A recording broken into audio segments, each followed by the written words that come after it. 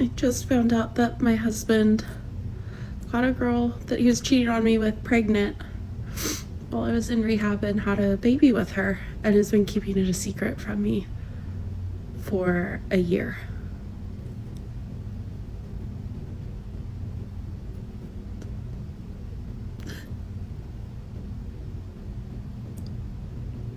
I cheated on my ex-girlfriend 3 different times, and all 3 times I got pregnant. Let's get into it. Okay, so we met in 2016 when I was in a rehab and she was the BHT, I was the client, and it's very taboo to do things like that. Most of the time, those employees sign a contract that you can't have contact with any clients for at least 2 years post-release, okay? Now, I've been administratively discharged or left most of the rehabs that I've been to. I've been to 7, if you're wondering, and this was number 3. So in 2016, we start our little fling while I'm still in treatment. I have a situation with another client where I pretty much told her I was gonna, and I was administratively discharged and taken to a crisis. Hey bitches, so grab your popcorn, grab your Cheetos, grab some pickles, grab you a little fucking snack, because we're about to drop some tea on a little story time from back in the day. So today, I'm going to be doing a little story time on how I found out my baby daddy was cheating on me while I was pregnant. The reason too I'm doing the story time is because I mentioned it yesterday on the video, because I mentioned that she had actually DM'd me here on TikTok. And you guys wanted to know what she said, and I'm gonna show you guys. I'm gonna put a little screenshot right here and show you guys what she said. She was really sweet. I mean, I don't blame her. My fucking baby daddy's trifling, so, and I mean, he used to lie to me, so what makes me think he wouldn't lie? Get ready with me while I tell you about the time that my baby daddy had me and another girl pregnant at the same time, and we both had the same name. Now, before we get into the story time, I do just want to put a cute little disclaimer out there that chapter of my life is closed. We have moved on. We have a good man, Savannah. So this is literally just for entertainment purposes and for closure. Now, this is literally a fucking mess. It's a mess. It's going to be a couple parts to this story, and the only way that I can really get y'all to understand the psychosis of this motherfucking story is to take it all the way back to the very fucking beginning. Okay, so boom, right? I worked at a dealership. If you know, you know. You already kind of know where this story is going. But I worked at a dealership, and the culture at the dealership, because you literally work 12-hour days, you work 12-hour fucking days. So you spend all your time with these people at the dealership. Right? These women found out their partners were cheating while they were pregnant, and they came forward to tell the whole story. Some of these are worse than you think. Before we get into it, drop a like and hit subscribe. Now, let's get into it. Story time on how my ex cheated on me with his sister and got her pregnant. So I'm not doing my makeup while I tell this because I already had it on and I didn't want to redo it. Okay, I'm just gonna get right into it. So basically, me and this guy grew up together. We were always just really close or whatever. He was my childhood best friend, and I was in love with him for as long as I can remember. Also, my hair is not greasy, it's just wet. I got out of the shower. So I don't really know how old I was whenever we started dating, but we dated for 4 years. So we started dating whenever I was 11, turning 12 maybe. That sounds really bad to say, but yeah, that's how long we were together actually. And everyone thought we were gonna get married. So anyways, basically, he started hanging out with this girl, kind of a lot. He would cancel plans with me to go hang out with her. They'd have sleepovers and all this weird shit. And I think that happened the last 6 to 8 months of our relationship. So I would say something to him. I'm why are you that's kind of weird, or is there something going on? And he's no, you're just overthinking. So then basically I told my friend about the girl, and she's you're probably just jumping to conclusions, whatever, it's okay. And I was I really I want to go see what they're doing right now, because I knew they were together and I had his location. So we pulled up and we just watched from the car, and we saw them, and they weren't even doing anything bad. They were just sitting there talking, and I was oh, okay. I was jumping to conclusions, it's okay. I don't know why I ever thought that he would do that to me. Yeah. And then there was this family thing at his house. Also, he's fucked some of his cousins. If you guys want those stories, let me know. But anyways, I asked my friend to come over because I wanted her there with me, so she also came. And the whole time they were flirting with each other. You could just tell. And even she was Olivia, that's weird. And I was I know.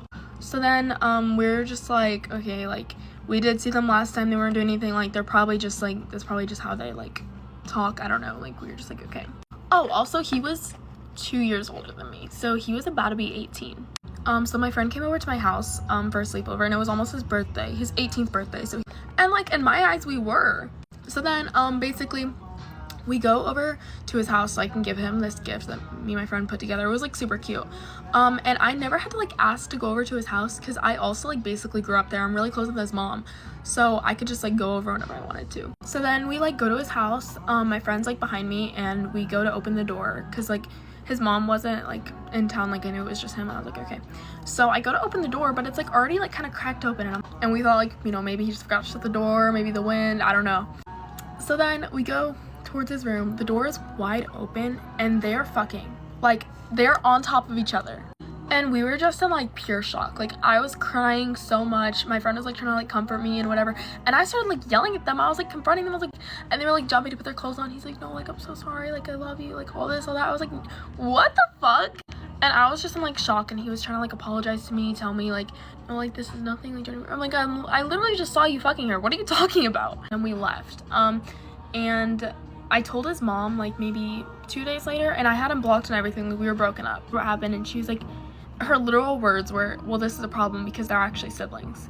Basically, I'm just gonna paraphrase because it was like a long story, but the mom was pregnant with him and then had him, and then the dad died, and then she got pregnant with the girl a little bit after, and then she didn't want to take care of the 2 kids because like her career hadn't set off yet. Like she was not ready for all that, and she asked her best friend to adopt her because like then she could like still like see her daughter like grow up, I guess. But she didn't want to tell the daughter because she wanted her to like feel like that was her family. So anyways, the whole town ended up finding out that they were siblings. I don't really know how, because I wasn't like spreading that around, because I mean it's not my business. But also after I found out they were siblings, I was like over it. Like I wasn't even sad anymore because that's just fucking disgusting. Oh my gosh, like the thought of him fucking his sister again, like I saw it, like that's disgusting. So I was just like over it, whatever. And then they moved because, you know, they were embarrassed. They didn't want anyone to know. Like her adopted dad, he was the pastor of the church, and everyone found out. It was just so embarrassing for the whole family, both families. They also got pregnant. She was pregnant and they were about to have the baby. So yeah, she's pregnant now. I think it's a girl. Yeah. They haven't posted in a while, so I don't really know what sites, but yeah. If you guys want more stories, just let me know because we have a lot of lore. Also, we want to be influencers so we can go on brand trips, so if you could follow me and her, I'm gonna tag her in like the caption, and our joint account. Also, that's lash glue on my nail. I'm not disgusting. Okay, yeah guys, that's it. Bye. Get ready with me while I tell you about the time that my baby daddy had me and another girl pregnant at the same time, and we both had the same name. Now, before we get into the story time, I do just want to put a cute little disclaimer out there that chapter of my life is closed. We have moved on. We have a good man, Savannah. So this is literally just for entertainment purposes and for closure. Now, this is literally a fucking mess. It's a mess. It's going to be a couple parts to this story, and the only way that I can really get y'all to understand the psychosis of this motherfucking story is to take it all the way back to the very fucking beginning. Okay, so boom, right? I worked at a dealership. If you know, you know. You already kind of know where this story is going. But I worked at a dealership, and the culture at the dealership, because you literally work 12-hour days, you work 12-hour fucking days. So you spend all your time with these people at the dealership, right? So the people that you normally wouldn't fucking bat an eye at in the real world, when you're spending all of your days with these people, you start to be like, he's not so bad. So one of the sales leaders, his name was Winston. Winston was cool as fuck. Winston was Jamaican. Winston was really like that father figure, but Winston was just overall cool as fuck. So the culture of the dealership, obviously everyone was dating everyone. I had always had the mentality of, you don't shit where you sleep. And I was on a money run. So I was really not into dating. I was newly single, wasn't into that. And then one day we're having a meeting, and Winston walks in with a new guy. So naturally he caught my eye. I'm like, oh, he's cute. But again, me being me, I'm on a money run, not paying no attention to it. One thing leads to another. Time goes on. He's applying pressure. Yeah. So again, the dealership culture, we all were friends. We all would kick it. We'll work, make money all day. And then at the end of the day, it was like, okay, which bars we going to? We're going to turn up. We're going to take shots. We're going to vibe. This particular day, my baby daddy decides to come out. Now, if you guys have watched my last story, if you guys watched my last story time, y'all know my sister, she don't play the radio. Her intuition is chef's kiss. My sister's intuition has never been wrong yet. And it's so funny because my sister was actually out with us the night that my baby daddy at first came out with us, and she literally told me, she was like, he's no good. Oh my god, please don't mind my plant back here. My plant is fighting for her fucking life, but whatever. I'm feeding her right now. My sister literally said, no ma'am, leave him alone. Me being me, I'm like, girl, please, fuck. What did Lena say? I'm gonna do what I want. But my sister be the first one right there holding me while I crotch. So boom, one thing leads to another, and me and him start seeing each other. We're like actively dating, right? To the point to where we are coming to work together. We're holding hands in a dealership. It was a very public relationship. Everyone knew that me and him were dating. We were very much a public figure. Like, he's bringing me flowers, he's bringing me lunch, he's bringing me breakfast to my desk. Nothing out of the ordinary. It was typical. We were dating. I did not think anything of it. We literally would spend 24 hours of the day together. So we would work all day together, and then we would leave, and then I was either at his apartment or he was at mine. Like, we were glued to each other. Glued. Like, no time for anything outside. Glued. Yeah. So again, never thought anything suspicious. Never thought that he was up to anything. I thought that he was genuinely just a good guy. Until Father's Day rolled around, and the next day, one of my coworkers is like, hey, Bree, why was blank up here with Winston's daughter for Father's Day? I don't fucking know. Why was he? So I'm like, I don't fucking know why he was up here. That's a great fucking question, right? So, of course, first thing I do is go and fucking press him about it. Like, why the fuck is old girl telling me that you was up here yesterday with Winston's daughter bringing Father's Day gifts balloon? Like, what the fuck is going on? So he proceeds to tell me that Winston is the one that got him the job. Mind you, I had no idea that them two even had any connections. I just thought that he was a new hire. And he says that he used to date Winston's daughter, and Winston was like a father figure to him. Now, again, this was not far-fetched at all to believe, because Winston was like the father of the dealership. He was a little flirty with the baddies, so sometimes he would be a little flirty with me, but he still was very much like, you know, he was a stand-up dude. So it wasn't far-fetched that he was saying Winston was like a father figure to him, right? So then he's like, I used to date his daughter. I haven't dated her. We broke up a long time ago, but we're still really good friends. Like, we dated in middle school type. Like, we're just friends. Like, she's gay type vibes. Like, she don't even deal with men type. So I'm like, side fucking eye. But you haven't given me a reason not to trust you. So, I mean, whatever. And my thing was more so like, Winston knows that we're dating. Like, everyone in the dealership knows that we're dating. So yes, while I questioned it, it was still more so like, okay, if that was a problem, like, Winston knows that we're fucking dating. You know what I'm saying? So it was just a lot.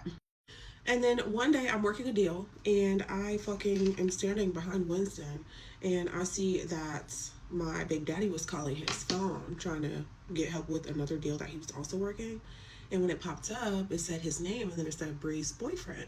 So when I see his name pop up and it says Bree's boyfriend, I'm thinking the whole time that Winston is saying me. Like, he's my man. So I'm like, okay, yeah, like, Winston definitely knows. Like, okay, yeah, like, maybe his daughter is a fucking lesbian, and maybe she really doesn't fucking, like, I don't fucking know. Maybe they really are fucking friends. And when I tell y'all, we spent all the time together. Like, I don't know how there was any time made for anything else. Like, honestly. I met his family, he met my family. Like, if I'm not over his family house, we at my people shit. Like, we go together real bad. So November rolls around, and I find out that I'm pregnant. And this was around Christmas time, but Thanksgiving, I had met his family. I had fucking announced the pregnancy to his family. Everyone was just so elated. His biological mom, like, I had met the whole family. Like, we go together. We really go together, like, for real. And then I went on a 5-day cruise in December with my best friend. I was on that cruise sick as fuck. I was on the cruise. I was miserable as fuck. I was seasick as fuck. I was fucking morning sickness as fuck. I can't even get my words out. I was so goddamn sick. Calling my man's phone. Hello? No answer. So I tell him on the cruise, I'm like, I'm done with you. I don't know what the fuck you got going on, but my intuition is telling me that you want some sneaky shit, and I'm done with you. So fast forward, I get back home, and the next day at work, I notice this car is following me. This Toyota Corolla is following me everywhere. Now, I just want to put out there that at this point, I had no idea what this girl looked like. I had no idea her name. I knew nothing about her. Hell, I didn't even know if it was her that he was sneaking around with. Like, I knew nothing, right? So boom, we're gonna flash past the details, but I noticed that this car is following me. I pull up at the gas pump, I see this car like 4 cars down. This is the same car that has been following me for the past like 2 days since I got back from the cruise. It's a black Toyota Corolla. So I'm like, why the fuck is this car following me? Like the fuck? So boom, I pull up to the gas station, I see the car parked, nobody ever gets out the car. So now I'm peeping game. I'm like, I stay on my toes. I stay on my P's and Q's, stay on them.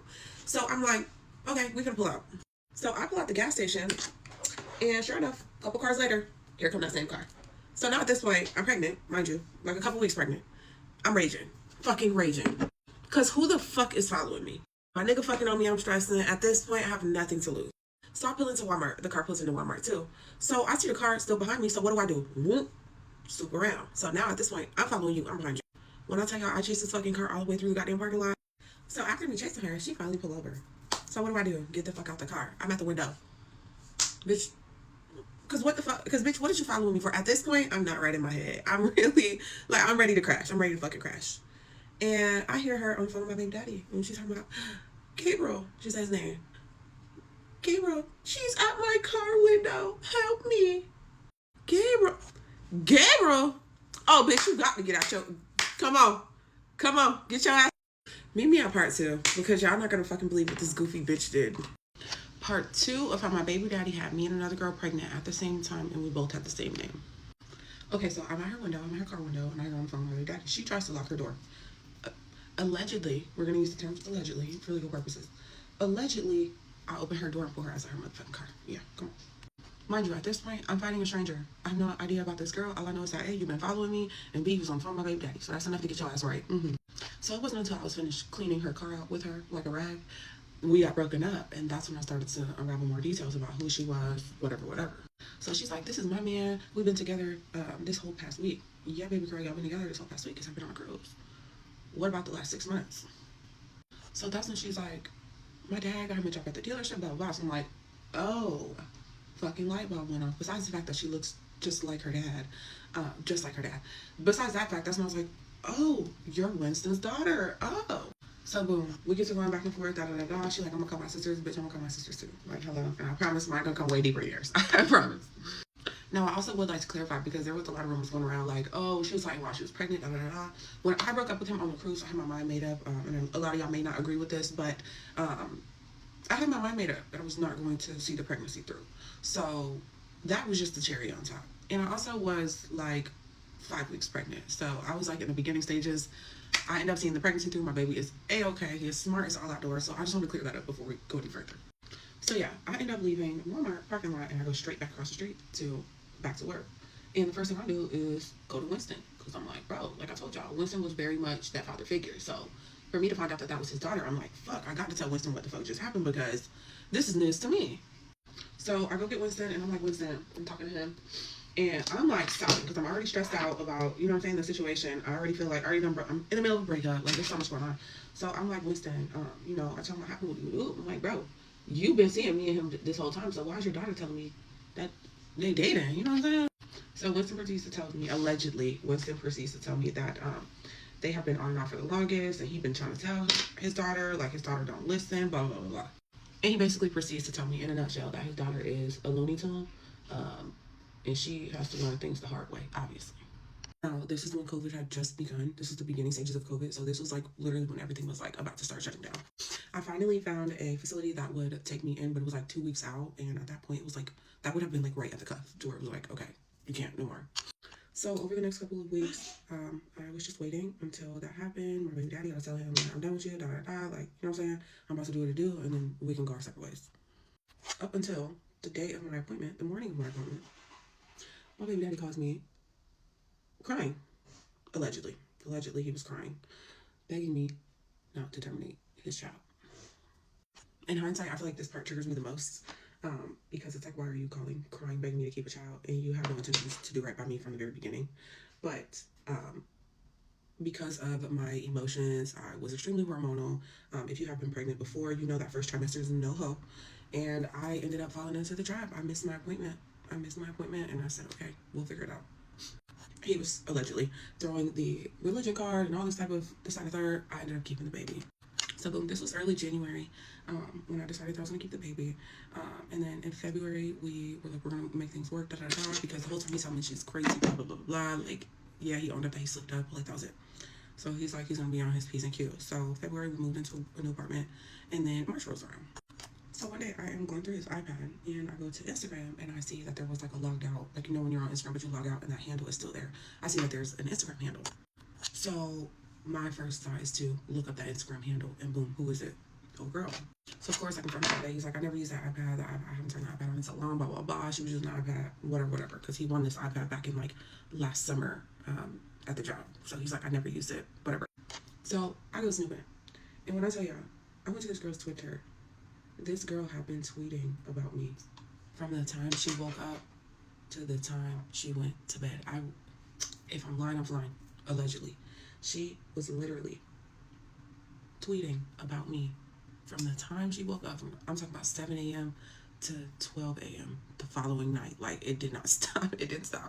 Furthermore, her tweets went all the way back to the previous summer.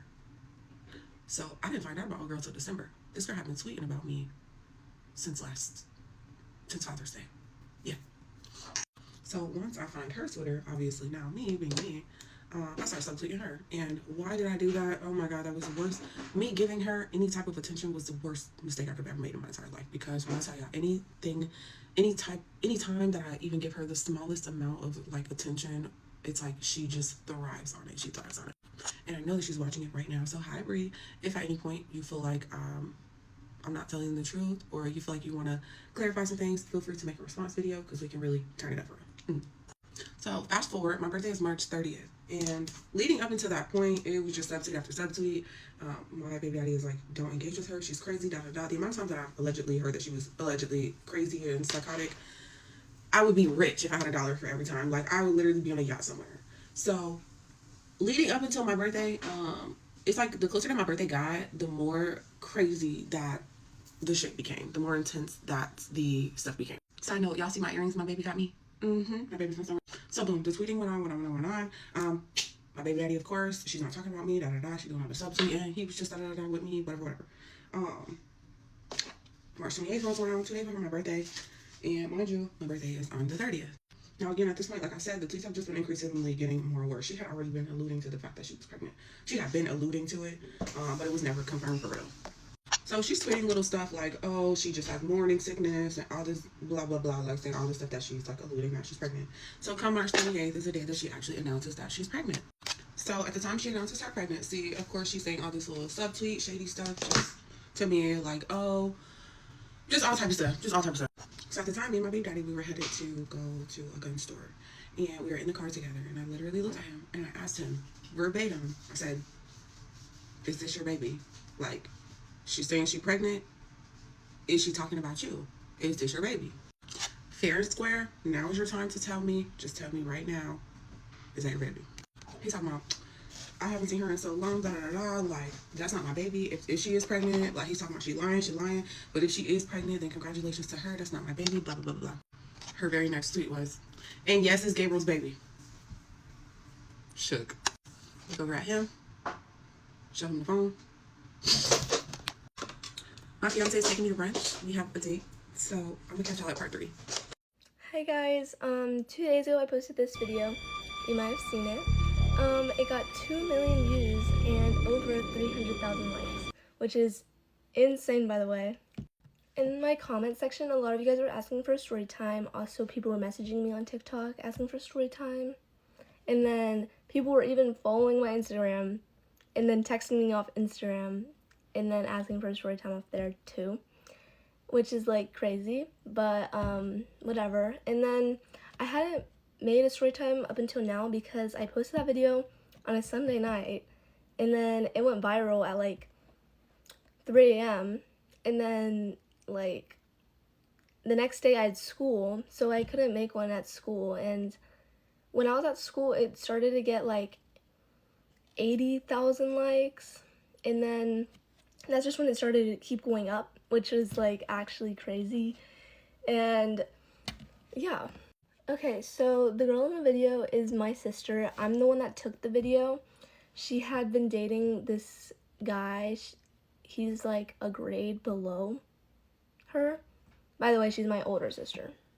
The girl in the video that got cheated on, that's my sister. I'm the one that recorded the video. A lot of you guys thought I was a dude and were like, go comfort her. You should have stolen his girl. Go run after her. Guys, I'm literally her sister. Like, I'm a girl and I'm her sister. Like, the guy from the video got like I know he cheated on her, but like he got tons of hate. His like whole school found out.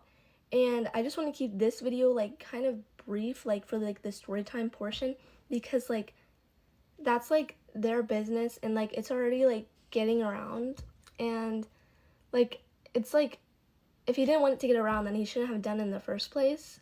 But it's also like I don't want it to like hurt my sister like in any way. This is their personal business and their drama to like sort out if they really wanted to. And I don't want people just like interfering on the internet and being like, you should do this, you should do this. Like, she can do whatever she wants to do.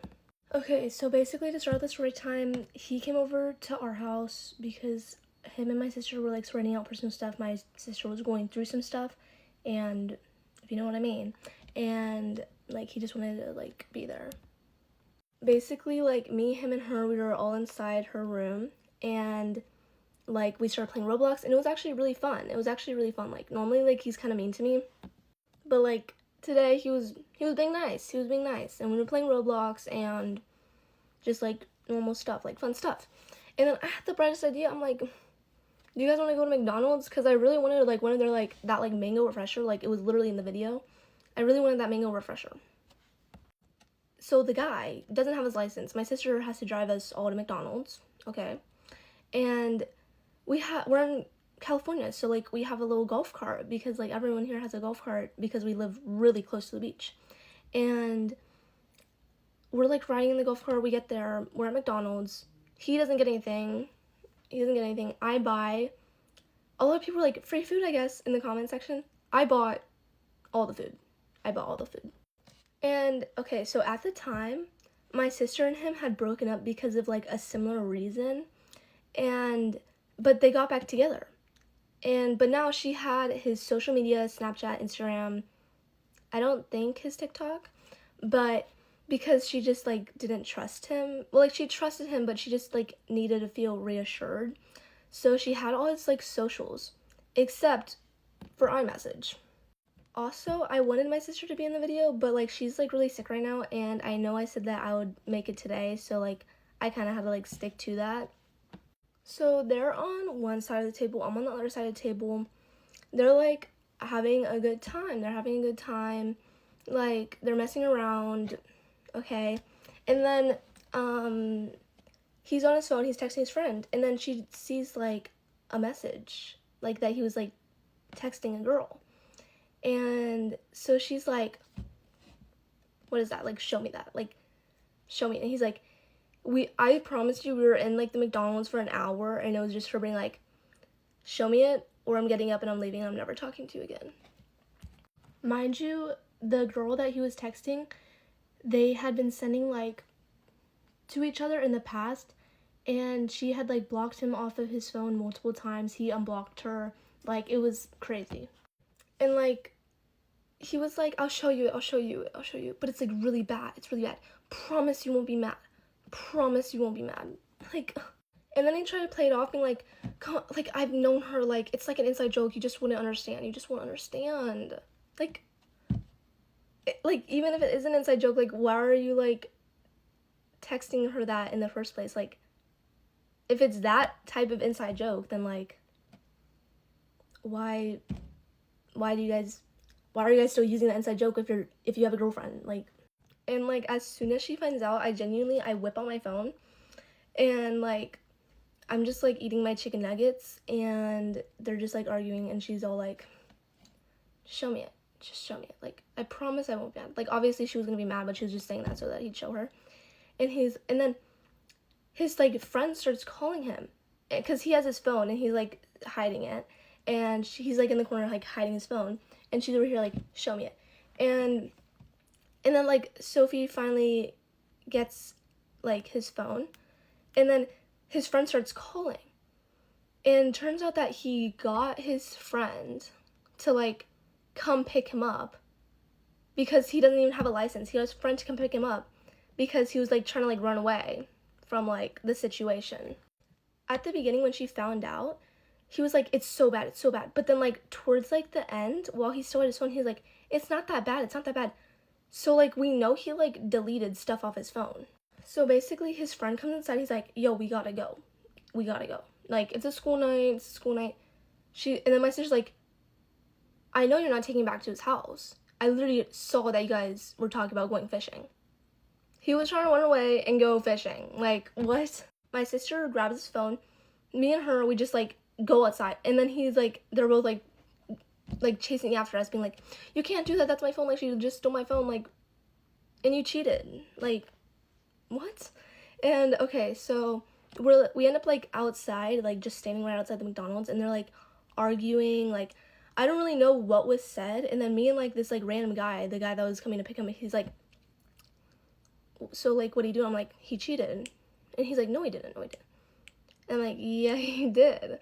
Like, it was just so insane. And, like, the guy, he's, like, the type of person to cheat. Like, he's not a good person. And, like, I low-key warned my sister about it. But, like, she didn't really care. So, like, I couldn't really do anything. Like, I told her that she deserves better, like, multiple times before this incident.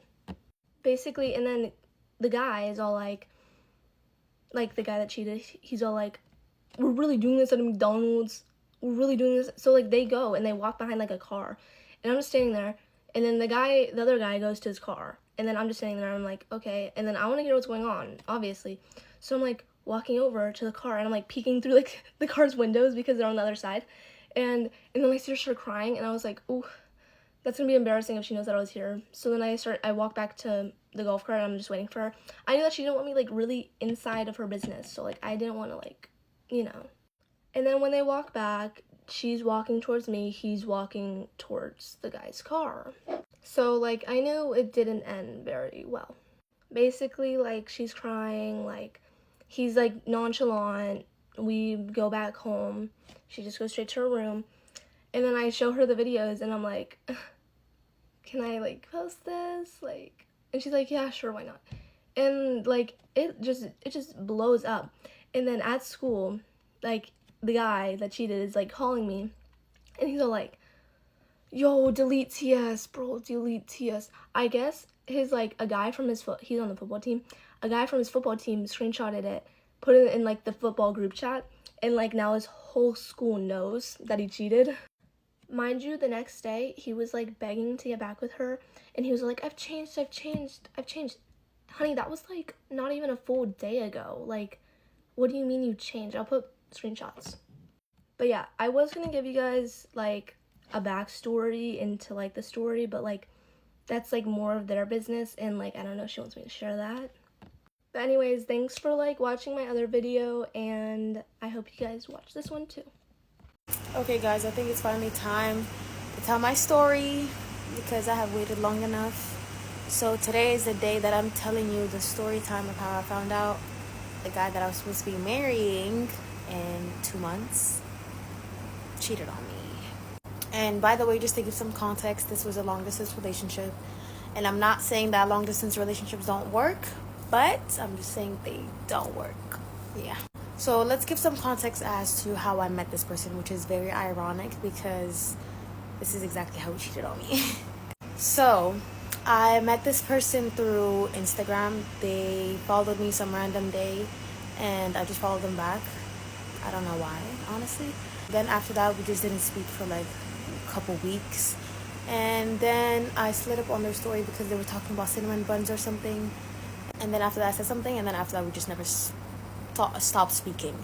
So I'm gonna try to get through this story without going too fast or missing any details. But after like a couple months of speaking, it was starting to get a bit serious. So I just kept telling him like, oh, I think it's time that like we meet in person because I still don't know how this man looks like in person, you know what I mean? And we were speaking through FaceTime and calls and all this, but I just don't know what he looked like in person. So every time that I brought that subject up, he just kept saying like, oh, I'm gonna come in a couple months. refurnishing the house, redoing this, renovating the house, doing all this shit. I was like, okay. A couple months go by. He tells me, oh, I want to come now. I want to come in the next month. I'm so excited. I'm like, really? Like, okay, I will plan this. I had like a whole itinerary of things that he could do in Egypt. And I sent it to him, and then he was like, oh, this looks so cute. Thank you, blah, blah, blah. Anyways, fast forward. After that, he didn't come, and it got into a whole argument and whatever. And then I stopped talking to him for a while because I was like, bro, like, why do you keep giving me hope and then not following through? And I was living my life, being single, doing me, and then he started calling me one day. And I remember I was at my friend's house. She can be the advocate for this.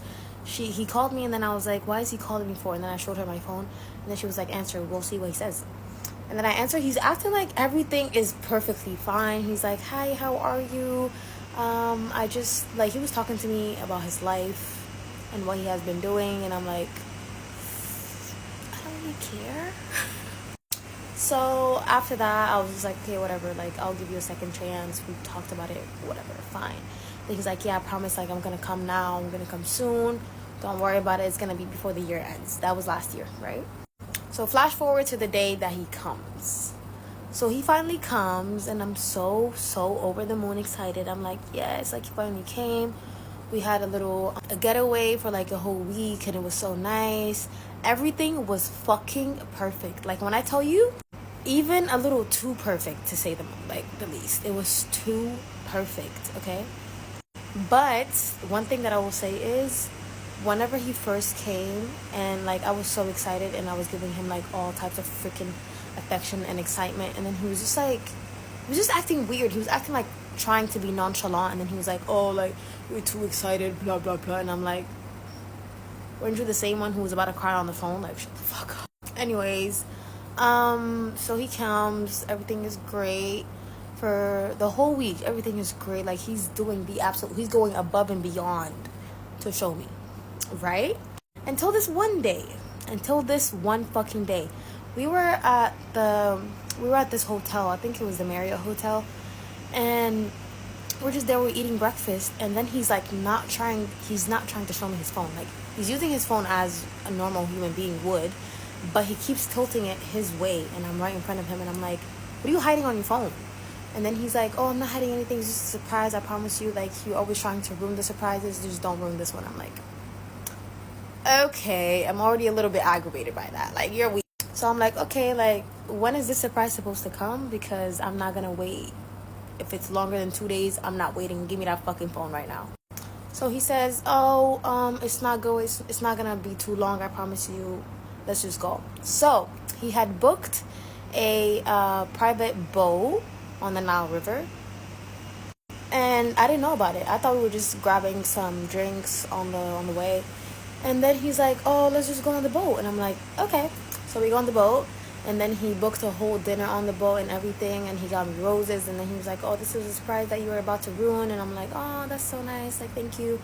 I was so appreciative, right? I was like, okay, like, this is a surprise. Like, I was probably overthinking, as I do.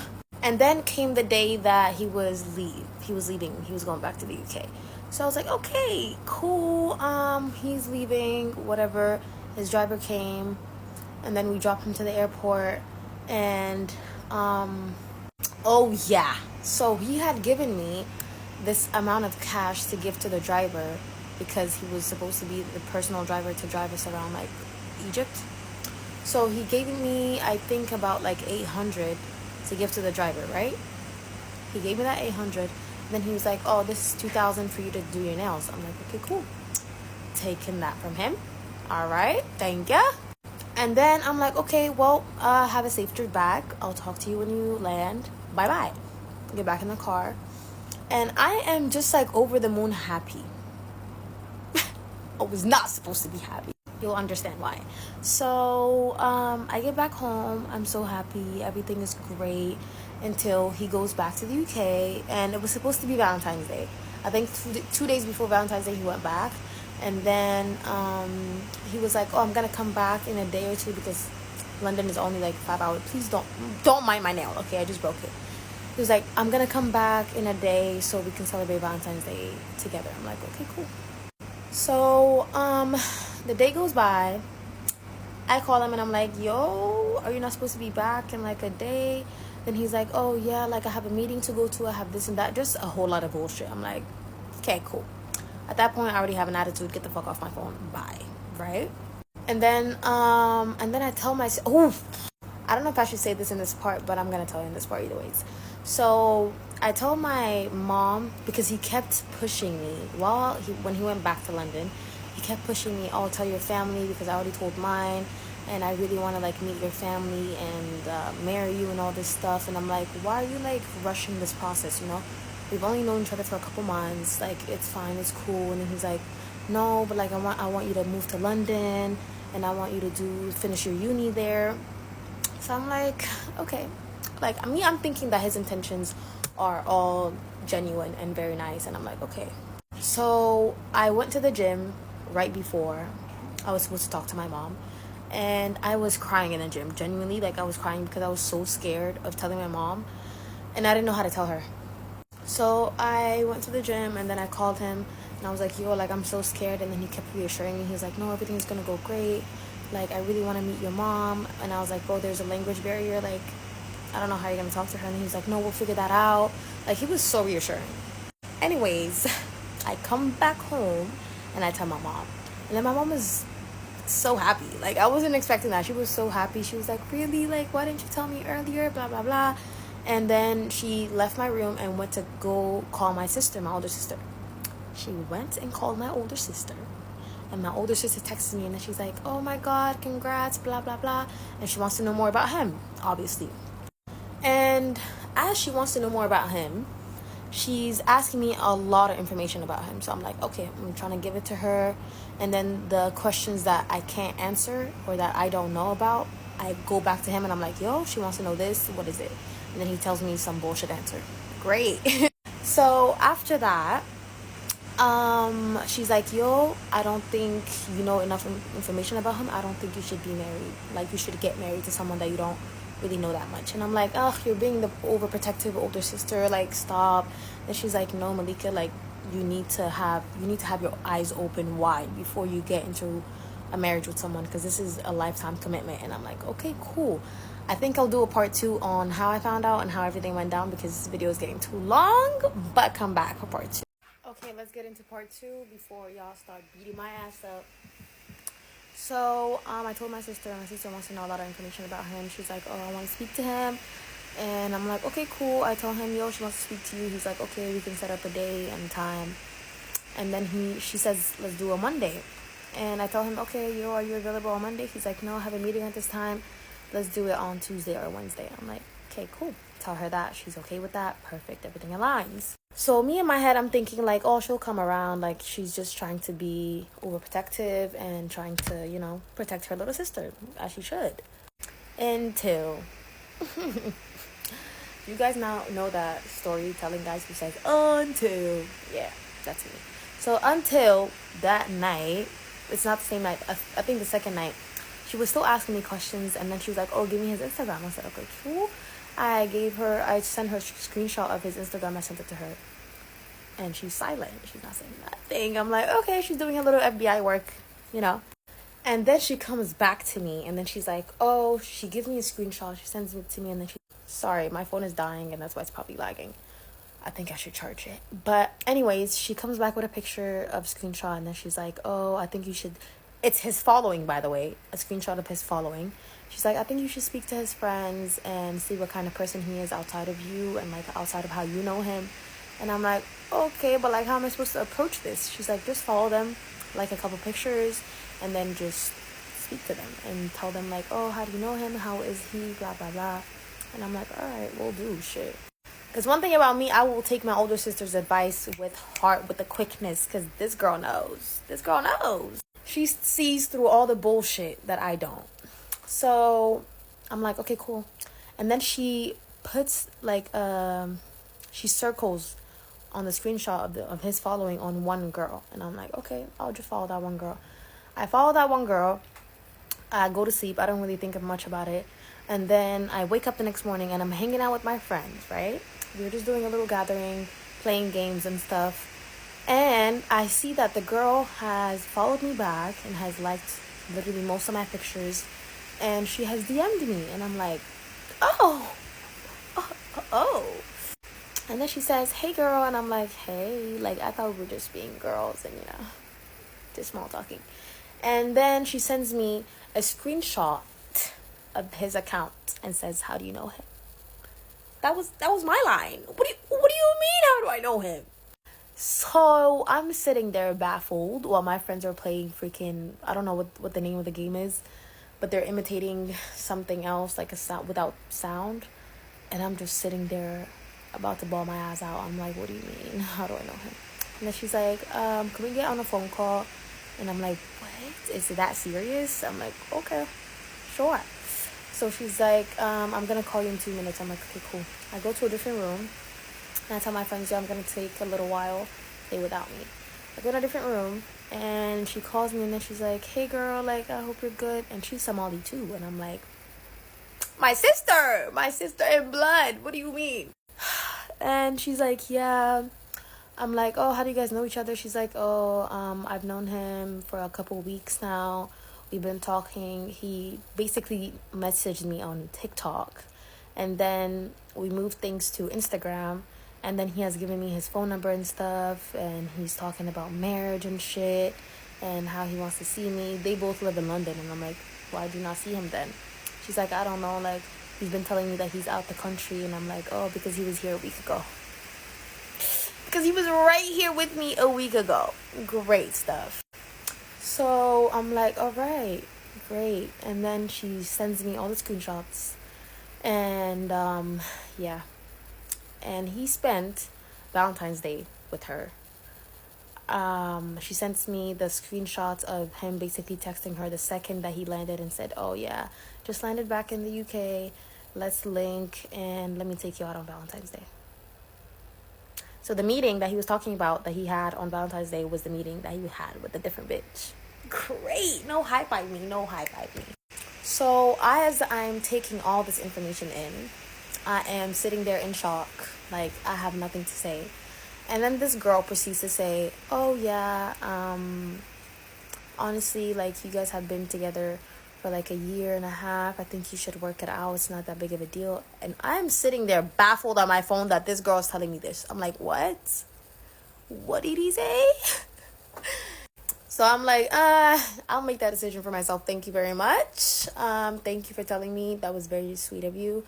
I'm going to go now. Then she's like, oh, let's call him on the phone together. While you're here, I'm going to mute you. You mute yourself. And then I'm going to call him. I said, shit, cool by me. He was supposed to be sleeping by that time because I had called him right before I came to my friend's house. And he had told me that he was going to take a nap and then he's going to go back and go to the gym. Cool. So I'm like, if this thing is lying about going to the gym and going to sleep, then he's lying about everything else, right? So she calls him on her phone and this guy's not answering. I'm like, okay, yeah, he's sleeping, whatever. And she's like, okay, well, I'll call you whenever he calls me back. I'm like, okay, thanks. I go back to the living room, literally in disbelief of what the hell I just heard and witnessed. And I'm just sitting on the couch, looking at a wall, trying not to cry. Because I already told half my fucking family. And my friends are looking at me like, what's wrong with you? Like, why are you were just happy right before you went into the room. What's going on? And I'm just like, yo, I don't want to talk about it. I'm just looking at them like, yo, I really don't want to talk about it because y'all don't even know half of the shit that just happened. And I don't know how to tell you without me breaking down crying. So one of my friends at the time told me, oh, let's just go on a walk. And I'm like, okay, cool. I need some fresh air. Went down on a walk, turned my phone off, sent him all the screenshots that the girl sent me, and then I blocked him, turned my phone off, and went and just was chilling with my friend. And then my friends were like, okay, after a while, I came back upstairs. And then they were like, okay, you need to tell us what happened so that like we can support you and help you. And I'm like, okay, cool. I told them everything. And I started breaking down, crying. And then they were like, okay, let's take your mind off of it. Let's go on a drive and just be happy. And I'm like, great. So we were outside for a little bit, came back home pretty late. And this is where everything went downhill. So after that, oh my god, I'm keeping a lot of stuff. I'm keeping a lot of details so that I don't identify this person. But honestly, I should just tag him because he really wanted this out of me. But anyways, come back home. It's 2 a.m. and I'm just tired at this point. I don't even want to do this shit no more. I'm just like, yeah, I just want to go to sleep. And I open my phone and I'm seeing missed calls on text messages on missed calls from him and from her. And I'm like, Jesus. I don't call him back. I call her back. So I call her back and I'm like, hey girl, what's up? She's like, yo, he just called me back and I recorded the entire conversation that we had and I'm gonna send it to you now. Let me know when you receive it. Great, thank you. I literally turned my AC off so you guys could hear me better, but now I'm getting hot. Anyway, so I listened to everything. Basically, she's telling him like, oh, why'd you not tell me about her? Like, I asked you if you were in a relationship and you told me no. Like, you know her name. Her name is Malika, blah, blah, blah. And he's like, Malika? Yeah. He's just like in this. He has nothing to say. Nothing to say. And I'm just on the other side giggling because like, what the fuck do you mean? What do you mean, bro?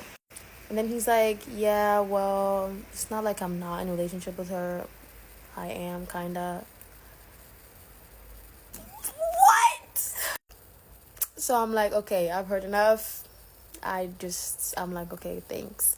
And she's still talking to me about how I should get back together with him and just marry him and how she's going to be my bridesmaids in the wedding. And I'm like, baby, I don't know if you have daddy issues or what, but if you want to be with him, that's all yours. He's dead in my end. Thank you very much. Honestly, I really don't know if this is just UK girls in general or that was just her. Y'all let me know, because I was baffled with her. I was like, girl, we're Somali. Like, get the fuck up. What's wrong with you? Anyways, long story very fucking short. After I told him that, there wasn't really much to it. Like, he was like, oh, let's try to work it through. I'm sorry, I won't ever do it again, blah, blah, blah. I don't know what I was thinking, all that bullshit. And I was just like, yeah, it's dead on my end. Thanks, though. And the thing is, I actually really tried. Like, I really tried to make it work. It just didn't. Okay, that's all. Bye.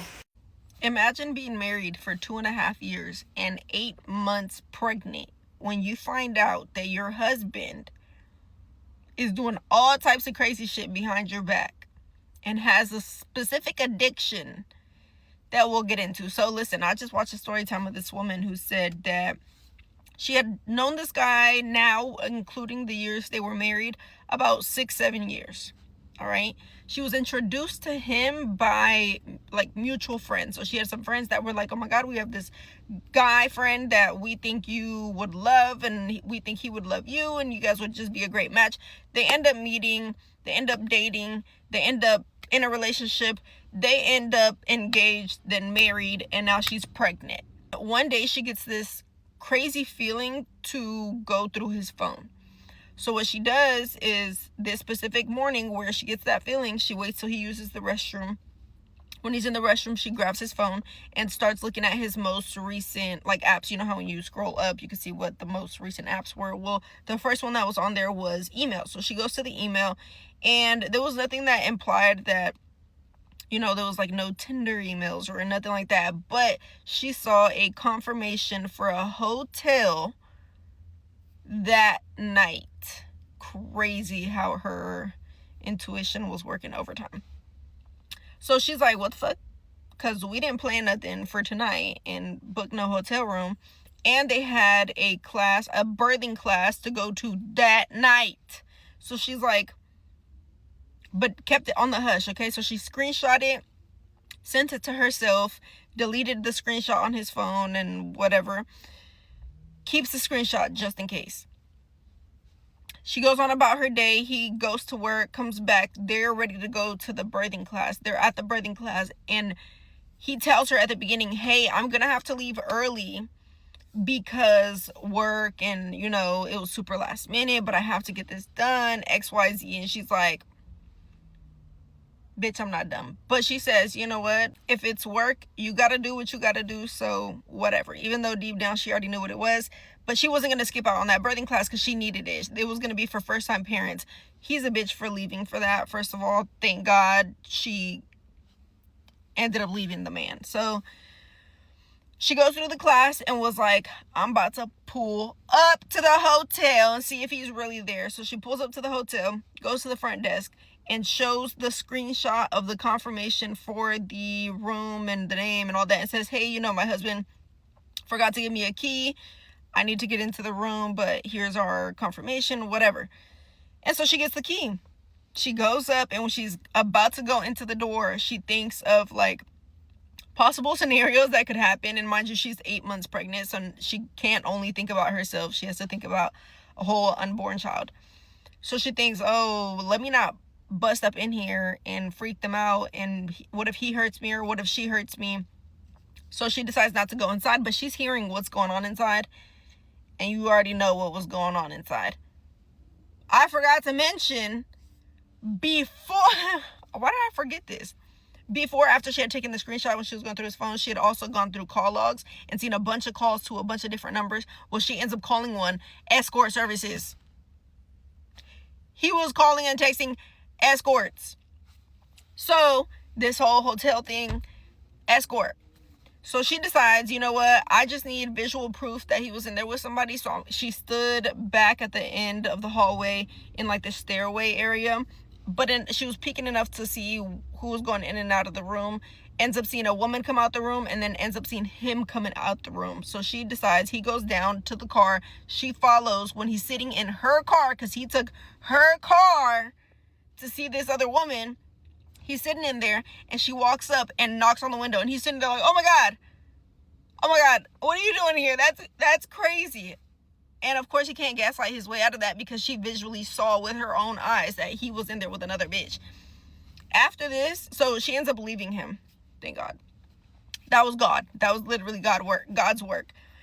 After this, she ends up finding out so much shit about this man. I'm surprised she was married for almost 3 years.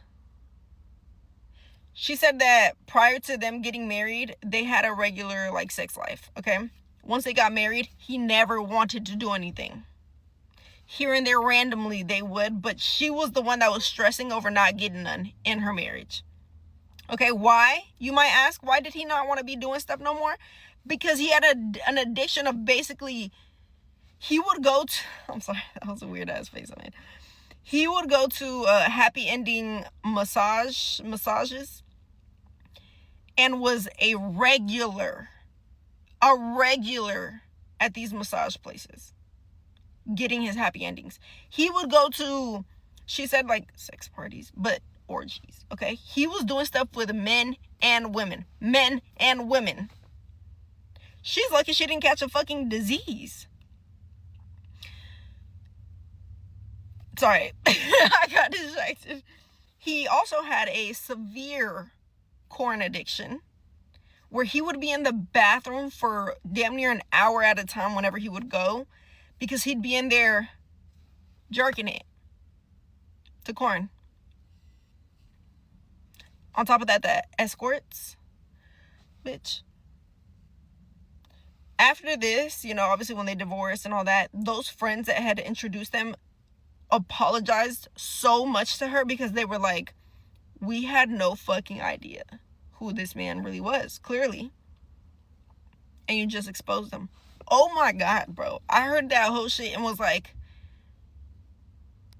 be careful out there, y'all. You never really know somebody, and not gonna lie to you, go through that man phone. But because I cheated, you get to pretend like it never happened, and then we move on. What are you even saying? Do you hear yourself when you talk? So you're saying that it's okay to cheat because you waited till after I gave birth? Yes. And also, it's okay for me to cheat. Why is it okay for you specifically to Because I'm cheat? the guy. This is... Just because you're a man? Yeah. Like, I'm in charge here. This is my... You're not in charge of anything. I'm the husband, okay? I make The rules. husband, not for long, because you cheated. What do you mean? We can't. What do you mean? What do I mean? We're not staying together after this. Why wouldn't we stay together? Because you cheated. So now. Hold on. That for. No. If you cheated, then we could have that talk. But because I cheated, you get to pretend like it never happened, and then we move on. Hi everyone, welcome to Tanya Untangled. I'm not really sure what this channel is gonna shape up to be, but someone had shared a story about her experience of finding out her husband was cheating on her while she was 8 months pregnant, and I had commented on that, and it got 4,000 likes and just so many questions. And so I just figured, okay, you know, people kept saying, can you tell your story time, because this story is crazy. And it is crazy. I mean, I have many. There are many stories that followed this one, but this was one of the more profound ones of my life. So here it is. I'll just get into it. And this is probably going to be 2 parts, maybe 3. I'm going to try to put it in 2 because I don't want to be sitting here talking all day. But I won't be able to do it in 1, unfortunately. So anyways, the year is November, or the date is November of 2013. I'm at home alone right now with my daughter. My daughter is sitting in her little Princess Belle dress next to me. She was 5 years old. And I'm sitting watching TV. So my husband at the time, had worked for the highway department. So it wasn't unusual for him to work a lot of overtime and work late. So, and then after, because it was a Friday, mind you, go out with friends for drinks, which obviously was well deserved because he worked hard. He would go to work at 7 a.m. and he wouldn't come home until 7, 8 at night. And so it's a long day. And mind you, I was working full time too. So no, I was not a stay-at-home mom. I worked full time at this time. I was 6 months pregnant and I had my 5-year-old, 6 months pregnant with my second child. So my husband comes in about midnight. He comes to the door of the room and he's like, hey, I just want to let you know I'm home. I said, okay. He's like, I'm gonna go lay down in the living room. I said, okay. He's like, I just assumed he was gonna go lay and like watch TV or something. I was like, okay. He said, I'll be in soon. And I was like, all right. So I must have dozed off at this point. And I wake up. My daughter's still sleeping next to me, but my husband wasn't in the bed. And usually by now he would have, picked up my daughter, put her in her room, or just lay down next to her. But he wasn't there. So I said, let me go get him. So I get up, I walk out to the living room, and he's not on the chair. So I'm thinking to myself, did he leave?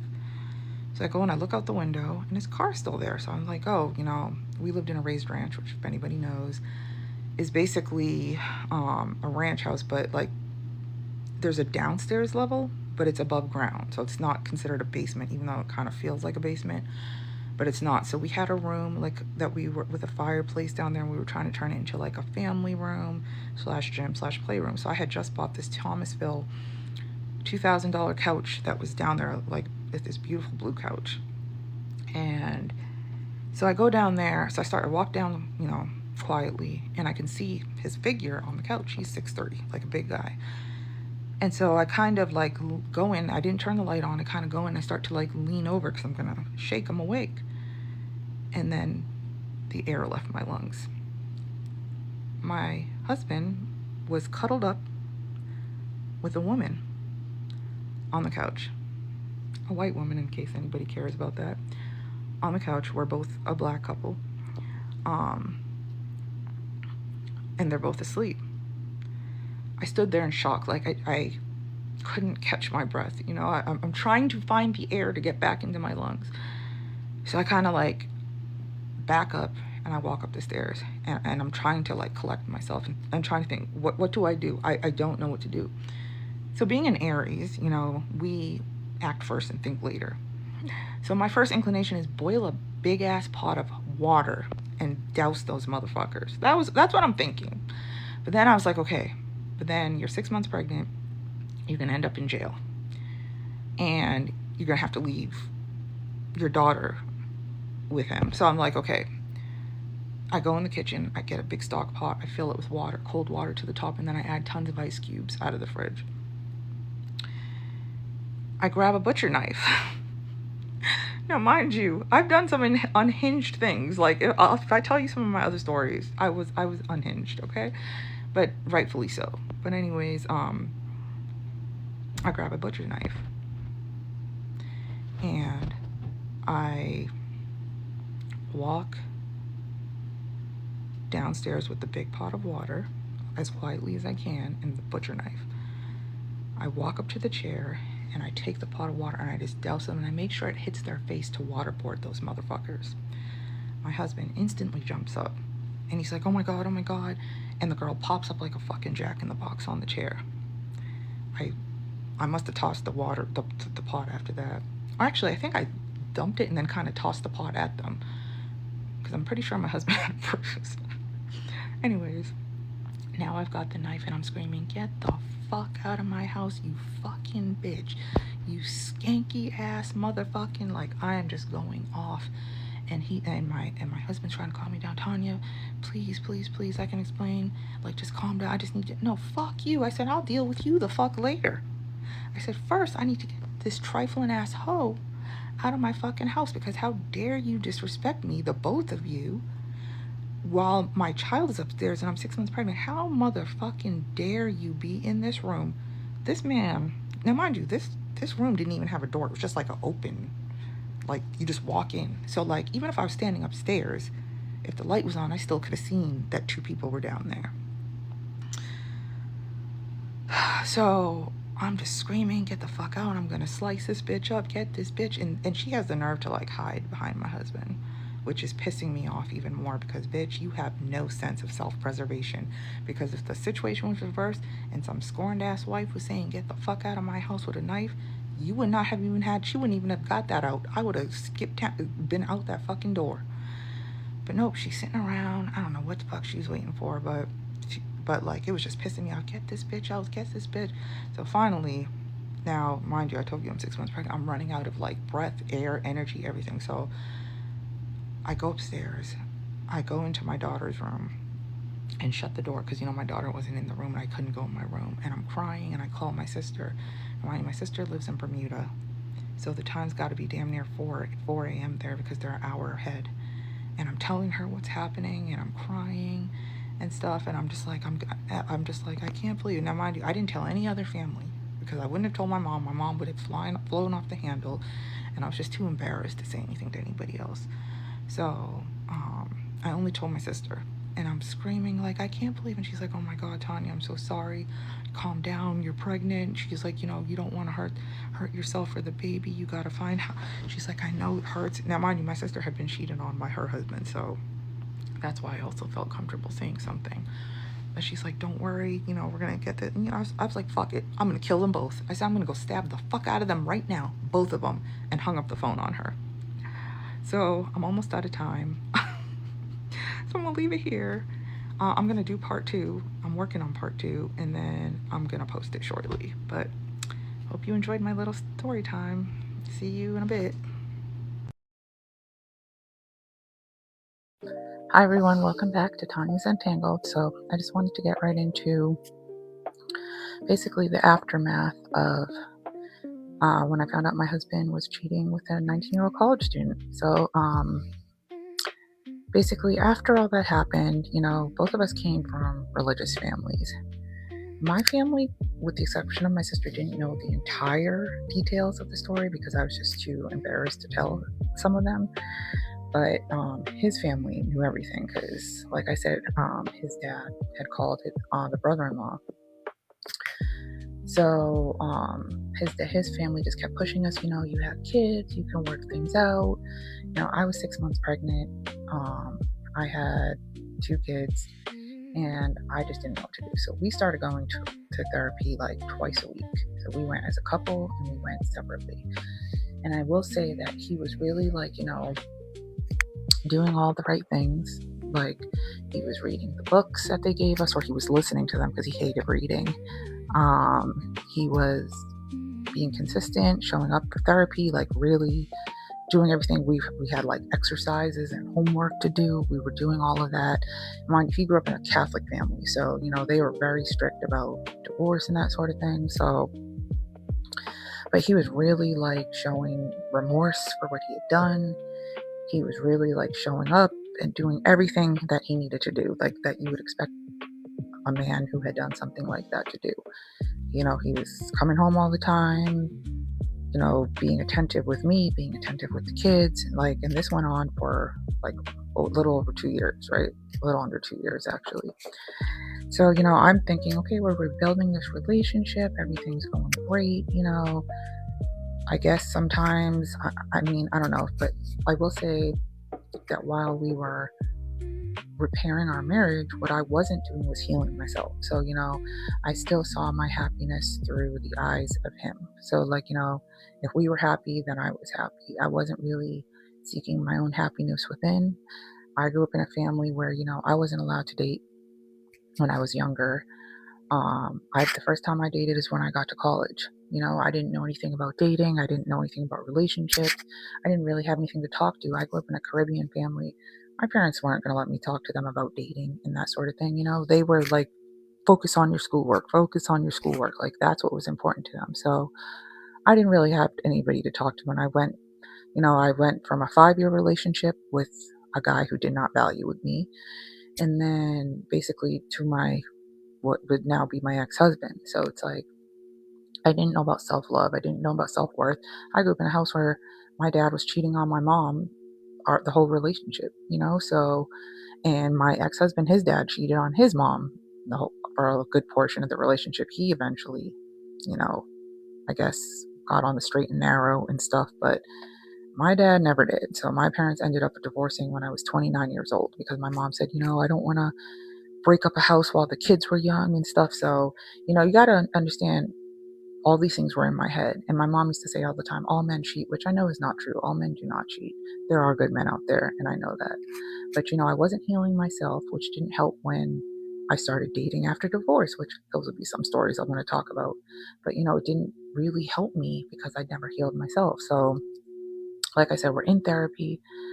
2 years later, I get pregnant with which will be my last child. I have 3 daughters.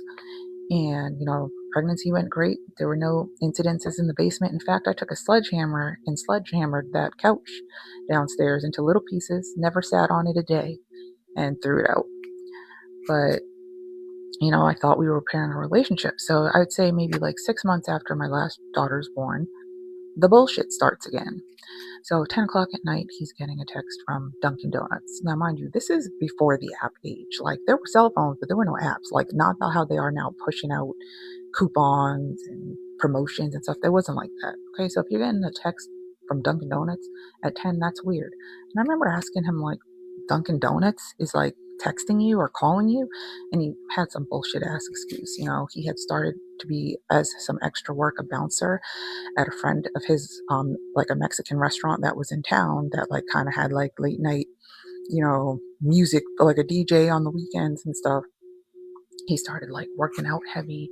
He was getting all buff, like really fast though. I would come to find out later he was taking testosterone injections, which I think are steroids. I don't know.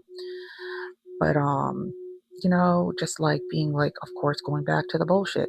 At one point, like when we were arguing, he was like, well, I'm in fuck it mode now. That's what he called it. He just didn't give a fuck anymore. I was like, okay, so I put a tracker on his car because he was coming home late, but he would just say I'm working, which could be totally plausible. But it was so bad. I was driving to his job to see if his car was there. I didn't know. So like, would I do these things now? Hell fucking no. I would not do any of these things. You'll find that out when my dating stories start. But hell no, I would not do that for any man at this point because I healed myself enough to know that I'm worth more than that. But back then, I did not know I was worth more than that. I put a tracker on his car. I put it in a little magnet box right under his car. If you want to know where I got that tracker, let me know. But not to chase after no trifling ass man. But for other purposes. But then it fell off eventually. So then I got another one, and this time I put it in the inner well of my daughter's car seat. Now, he eventually found it, but it wasn't till much later, till I discovered some of his more infidelities. But, I found out, like, he kept telling me he was working, and I found out Dunkin' Donuts lived down the street from us, like a couple streets down. And so, in response to that, what did I do? I found this girl's picture in his phone that she had sent, and I printed out the picture, and I wrote, like, this woman is like a home wrecking host, all the shit on it. And I printed out a bunch of copies and put it in all her neighbors' mailboxes. I was unhinged at this age. I would not do none of this shit again. I apologize if, these women just happen to watch this video. That was foul, and I would never do that. And I wouldn't blame them because I should blame him, not them. But that's another story.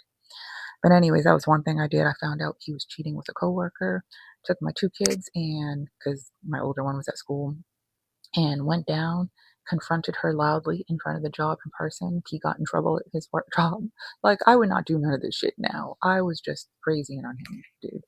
I just, I didn't know any better. I was scared, you know, and I didn't know how to like be, because I had been with this man since I was 23. This is what, like 12 years later now. And so I didn't know how to be by myself. I didn't know how I was going to survive by myself. But at this point, at some point, I just mentally checked out. You know, the therapist was telling me he was a man child who didn't want to grow up.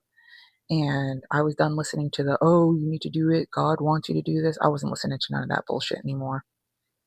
So we were basically roommates at this point because, I mean, he would just disappear for days at a time.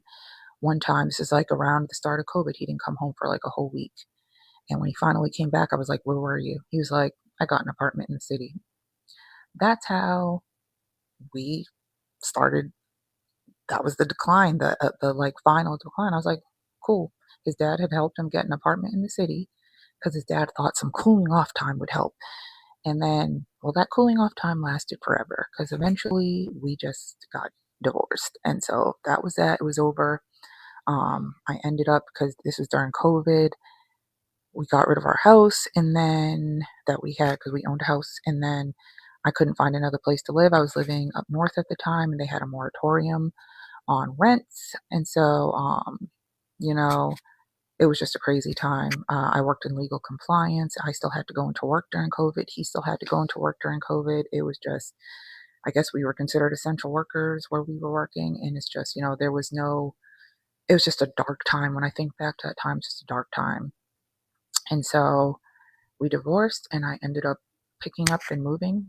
He was okay with it, of course, because, now he could have his life to himself.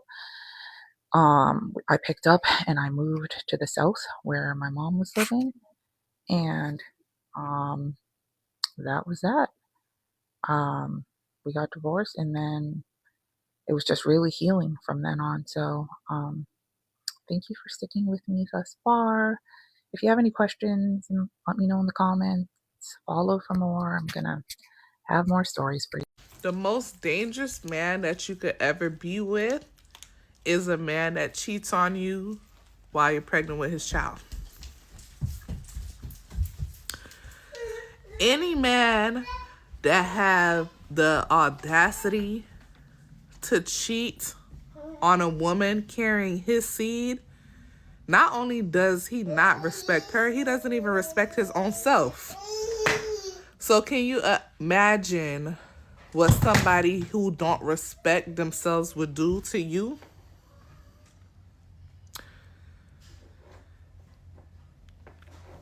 Pregnancy, that's the most vulnerable time for a woman. It's literally life or death. So if you can't respect the mother of your child, of your unborn child, you'll be surprised what that motherfucker would do behind your back. Once they show you that they don't respect you while you're carrying their seed, please leave and don't look back. They will never respect you, ever. Hello? Hi. What do you want? Do you have a few minutes to talk? Yeah, what's up? Well, I need a little bit of help. With what? My phone bill. Your what? Sorry? My phone bill. Your phone bill? What do you want me to do about that? Well, I was wondering if you'd pay it this month. You're funny. You want me to pay your phone bill? There's nothing funny about it. I'm already overdue by a month, so I'm wondering if you can cover it so that I can at least, make calls and... That's not my problem. Remember, we're getting a divorce. Like, we're not together anymore. Yeah, but you're the one that took care of all the bills, and now I don't even know how to log in and do this stuff. Like, I never did this. This is your job.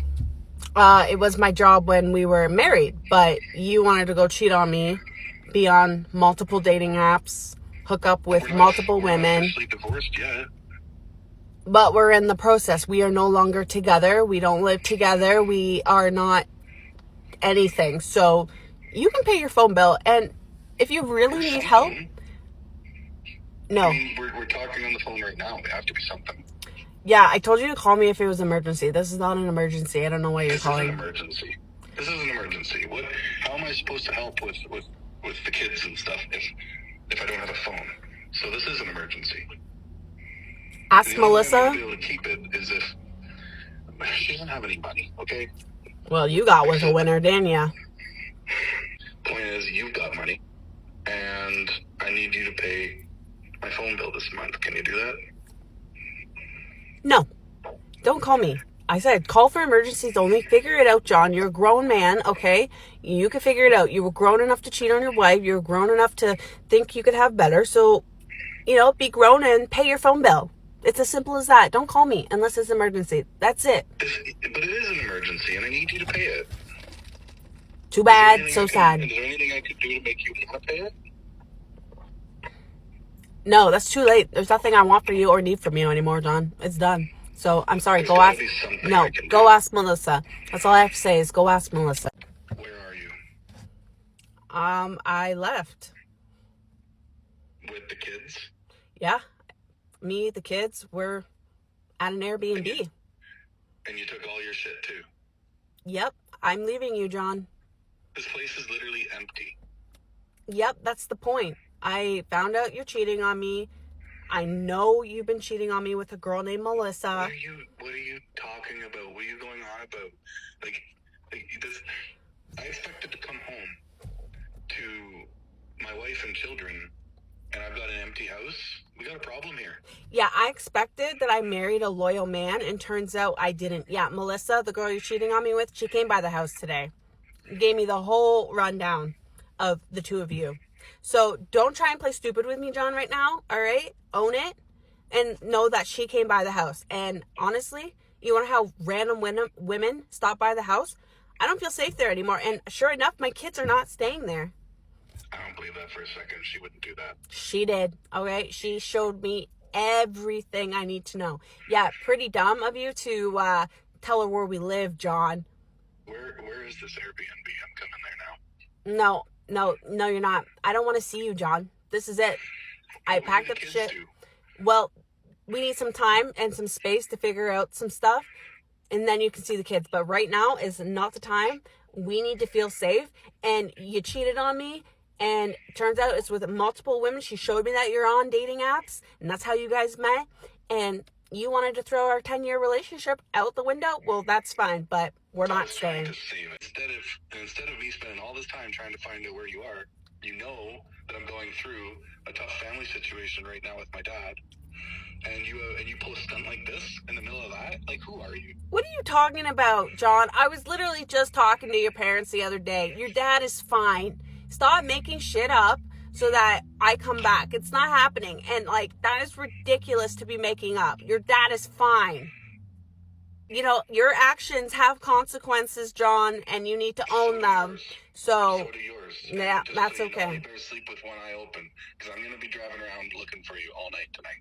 All right, John. Good luck. Goodbye. Hi, Tana. I'm calling because I think we need to have a conversation about the house. First of all, why are you calling me? And two, what about my house that you want to talk about? Yeah, I'm not trying to be disrespectful here, but I'm going to be moving in soon, so I need you to start getting your things together. Moving in? I don't think so. Yeah, I knew that you were going to be upset and pissed off about this, but honestly, it's better that you pack your stuff, you move out. Let's be adults about this. John and I are getting serious. That's nice. That's good for you and John, but I live here. This is my house, and I'm not going anywhere. Have you lost your mind? Are you well? Well, you are going somewhere because I've hired movers myself for you. They're going to be at their house tomorrow at 9 a.m. and you need to be packed and ready by then. Okay, yeah, you've definitely lost your mind. So until me and John's divorce is finalized, I don't have to go anywhere. I don't have to move out. This is my house. My name's on it. I pay the mortgage. So I think you need to take a step back and gather your thoughts. Well, technically, it's his house too, okay? And since you two clearly aren't working out, I don't understand why you're still there, actually. Wow, you have nerve. First you want to sleep with my husband, claim you guys are in a relationship, and then you're trying to take my house too? I think you've lost it. And do you know who the fuck you're talking to? Look, okay, Tana, I'm not asking you to leave right now, tonight. I'm asking you to be ready by tomorrow. I think I'm being pretty considerate by giving you time, giving you this phone call, hiring movers so that you can pack the important stuff that you have and leave. I think that maybe your hearing is acting up because I feel like I got to repeat myself again and say, this is my house. I'm not going anywhere.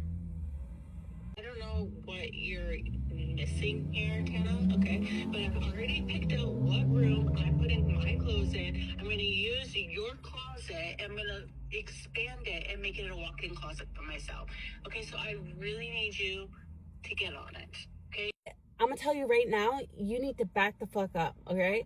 Keep your nose out of my business, out of my things, all right? And stop calling me. It's not right. And when you get with someone, you're not supposed to gain 50 fucking pounds.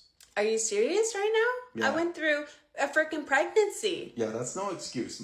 Women, when they're done being pregnant, they have this thing called a baby. Comes out of them, and then they lose the weight. Now, what's happened in your case? John?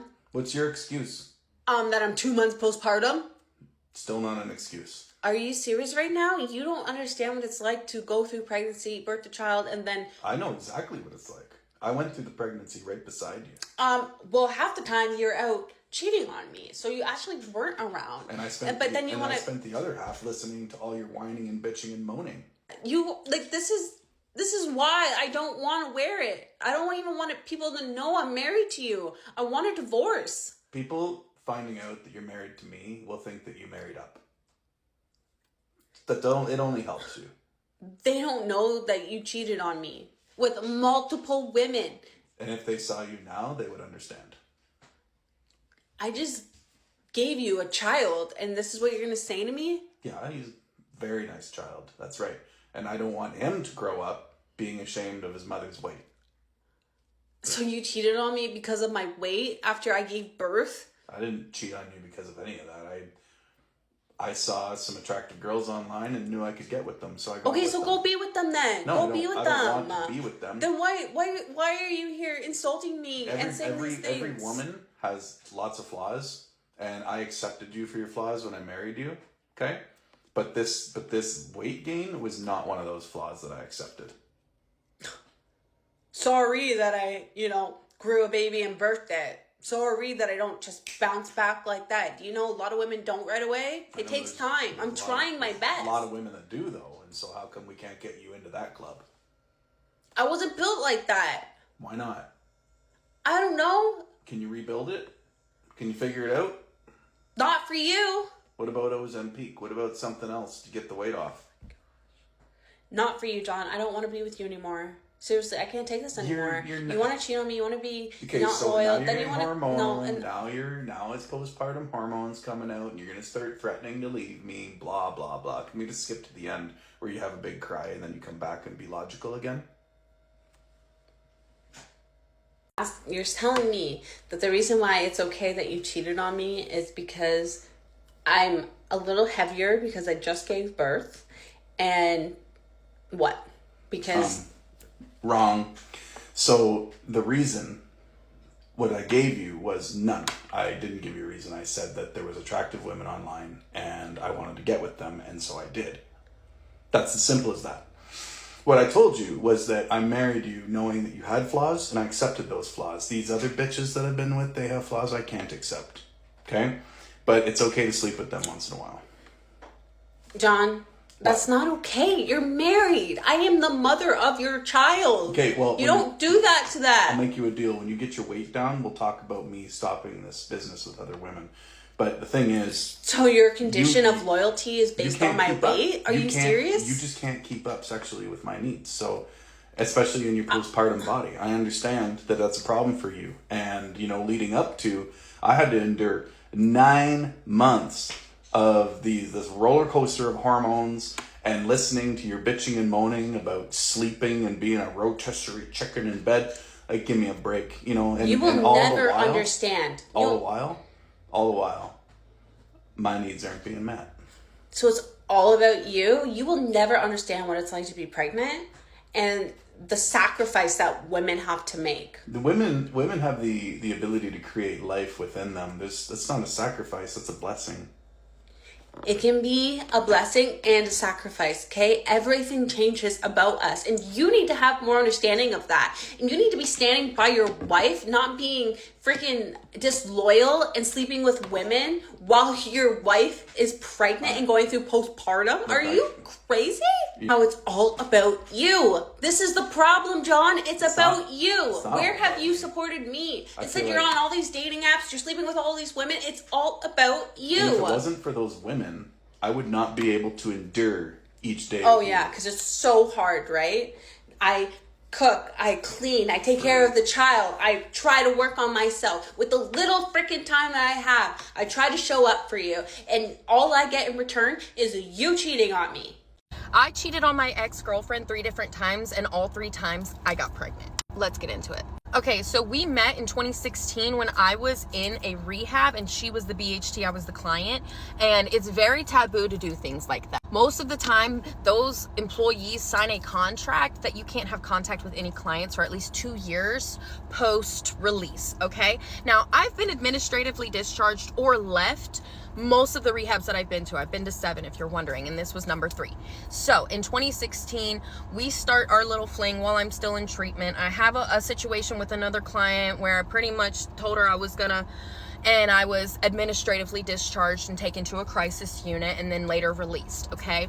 Now, the 3 men that I cheated on her with, please understand that this is 3 different times that we got together. I didn't get pregnant back to back to back, okay? So, in 2016, I was on probation through the state of Oklahoma and in Arizona receiving treatment on what's called an interstate compact. It's where they transfer your probation from one state to the other. However, if I have violations in this other state, they pull it and they issue an interstate warrant, okay? That's very, very important. So, after I get out of this crisis unit, I go into a sober living house, all right? And I'm going to meetings, I'm getting to spend time with my girlfriend. I get a job, and it's unknowingly, I get a job with her ex-roommate who was an IV dope user, okay? So she had moved out and had an extra room or whatever. I loved going over there and cleaning. My ex-girlfriend loved animals, has and always will be just the biggest animal lover I've ever met in my entire life. She's got a huge fucking heart. And so I would kind of lighten the load and go over and clean and vacuum because, you know, her house was chaotic and she was working a lot of crazy hours, sometimes overnight shifts with the rehab. So we're not supposed to be seen together. We're not going to meetings together, anything like that. And I actually got her a little upset whenever I started telling my friends that we were together. Well, from what I know, she ends up losing that job and getting a job at another treatment center. Fine. My interstate probation gets pulled due to a violation where I started smoking, and they tell me that I need to have an address by a certain date, otherwise that interstate warrant's going to be issued. So I get into what's called an Oxford house. I went to the Taylor house in Oklahoma City. I literally have sisters for life from that house. I love you guys, okay? About 3 weeks after I got there, I ended up conceiving my first child, Sean. And I had to tell her that I was pregnant, which obviously meant that I had cheated on her. Now, we break up, and then years later, I'm living in Florida, and we start talking again, okay? And I, this time, am feeling very insecure about one girl in particular that she's spending pretty much all her time with, and she tells me that she's straight. She's her straight friend. Well, they start taking pictures together that do not look like straight friends, and I was like, fuck you. So I started talking to Chaz, which is Jackson's father, right as he was kind of going viral here on the internet because he was all over my For You page. But he followed me back. We started talking, whatever. It was about a month before I met him, all right? I am still talking to my ex-girlfriend, but still very much jealous and planning on meeting this guy and doing whatever because it was filling a void for me. It was helping with my self-esteem, my insecurities, okay? So I go down, I hook up with this guy one time, and I conceived my youngest son. And so you guys know how that went. It was literally 10 days after we hooked up that I got a positive pregnancy test. Boom, boom, boom. And I'm forced to tell her that, hey, I cheated on you again and I'm pregnant again. And so in 2022, I'm fresh out of jail. She and I start talking again when my other ex-girlfriend and I break up. She and I start talking again. Now this time, she's the one who's jealous because she knows that I'm making content with my best friend Avalon, you know, Peaches, okay? And I'm spending a lot of time there. Now, my ex and I would spend so much time on the phone that there was really no reason for her to think that I had any kind of intimacy with Avalon at the time. Like, we were just filming for money, okay? Well, I end up going to the 2023 AVN Awards, all right? And in the time between New Year's, where I was with my ex-husband, and the AVN Awards, where I was with my friends, I got pregnant, okay? And it was an ectopic tubal pregnancy. Found out that it was ectopic in mid-February, found out I was pregnant late January, okay? So again, I'm forced to tell her, hey, I'm pregnant again. And she's like, at this point, those are my kids. Those are my fucking kids. So yeah, technically my ex-girlfriend is responsible for all 3 of my pregnancies. We miss you, baby daddy. I don't think I've ever been so upset about someone else's story ever until last night. So obviously yesterday I was on TikTok, yeah, without giving too much information. There was a lady that was pregnant and she ended up losing her baby, going into early labor, had to do tests to find out what happened, and then they realized that she caught 2 STIs while she was pregnant. So she didn't have it before, she had it when she was pregnant. She was confused because she's been married for years, and obviously that means that, you know, that person gave it to her. And obviously, before I even get to my point, yeah, I actually cannot even imagine what that woman was going through in that moment of time. Imagine like losing your baby, then finding out that it's because your man was cheating on you, your husband. And then people want to be like, oh, you have to be married. Do you guys think that these things don't happen to married women? But whatever, this is not even the point that I would even want to make in this video, yeah? My point is, how do these men actually sleep, the men that do this, sleep at night knowing their woman is pregnant and will go sleep with somebody or people unprotected, knowing that it's not just a danger to the mother, but a danger to your unborn baby? There's so much risks, yeah, to sleeping with people when you are in a relationship with a woman that is pregnant. He literally put them both at risk and she ended up losing her baby. Do you know how heartbreaking that must be? Like, when I was on her page and just, you know, looking at her videos, I genuinely wanted to cry because I just can't imagine how painful that experience must have been for her. Men that do that sleep with women when their wife or their girl is pregnant, worst type of man. Because it's not even just, oh yeah, I'm cheating, I'm sneaky. It's not even just that, but you are putting mum and baby at risk. Do you not know that this can cause things like that to happen? Like, oh, I just really feel bad for that woman. I genuinely feel bad for that woman. Alasia, I really just wanted to give her a hug because it's just, I cannot imagine going through that. I've never experienced something like that before, but I don't know how I would feel. Some men are that selfish to do things like that when a woman is pregnant is something I don't think I can ever comprehend. I just found out that my husband got a girl that he was cheating on me with pregnant while I was in rehab and had a baby with her, and has been keeping it a secret from me for a year.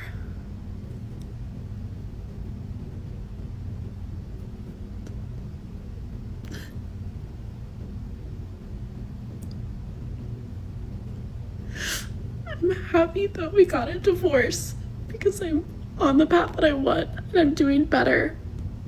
But like, the hurt in my heart, it's just... You pregnant and washed up. Like, we don't get to have the same fun we used to no more. Like, you just pregnant and tired, bro. Like, this shit's getting, like, you mad don't boring. understand how it feels. I've been pregnant in a span of 2 years. So what? I've been pregnant. And you wonder why you steady catching me texting motherfuckers. Because you washed and you up. blaming it on me you because I'm up. pregnant?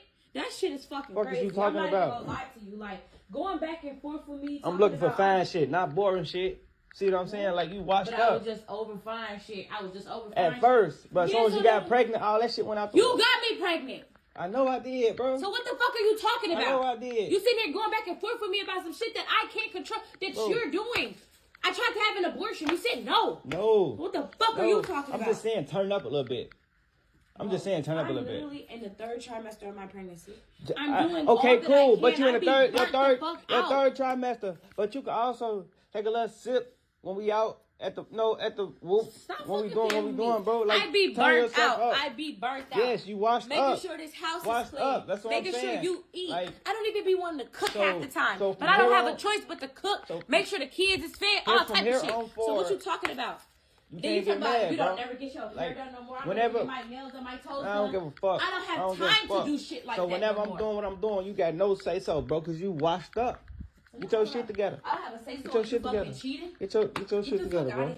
Hey bitches, so grab your popcorn, grab your Cheetos, grab some pickles, grab you a little fucking snack because we're about to drop some tea on a little story time from back in the day. So today, I'm going to be doing a little story time on how I found out my baby daddy was cheating on me while I was pregnant. The reason too I'm doing the story time is because I mentioned it yesterday on a video, because I mentioned that she had actually DM'd me here on TikTok.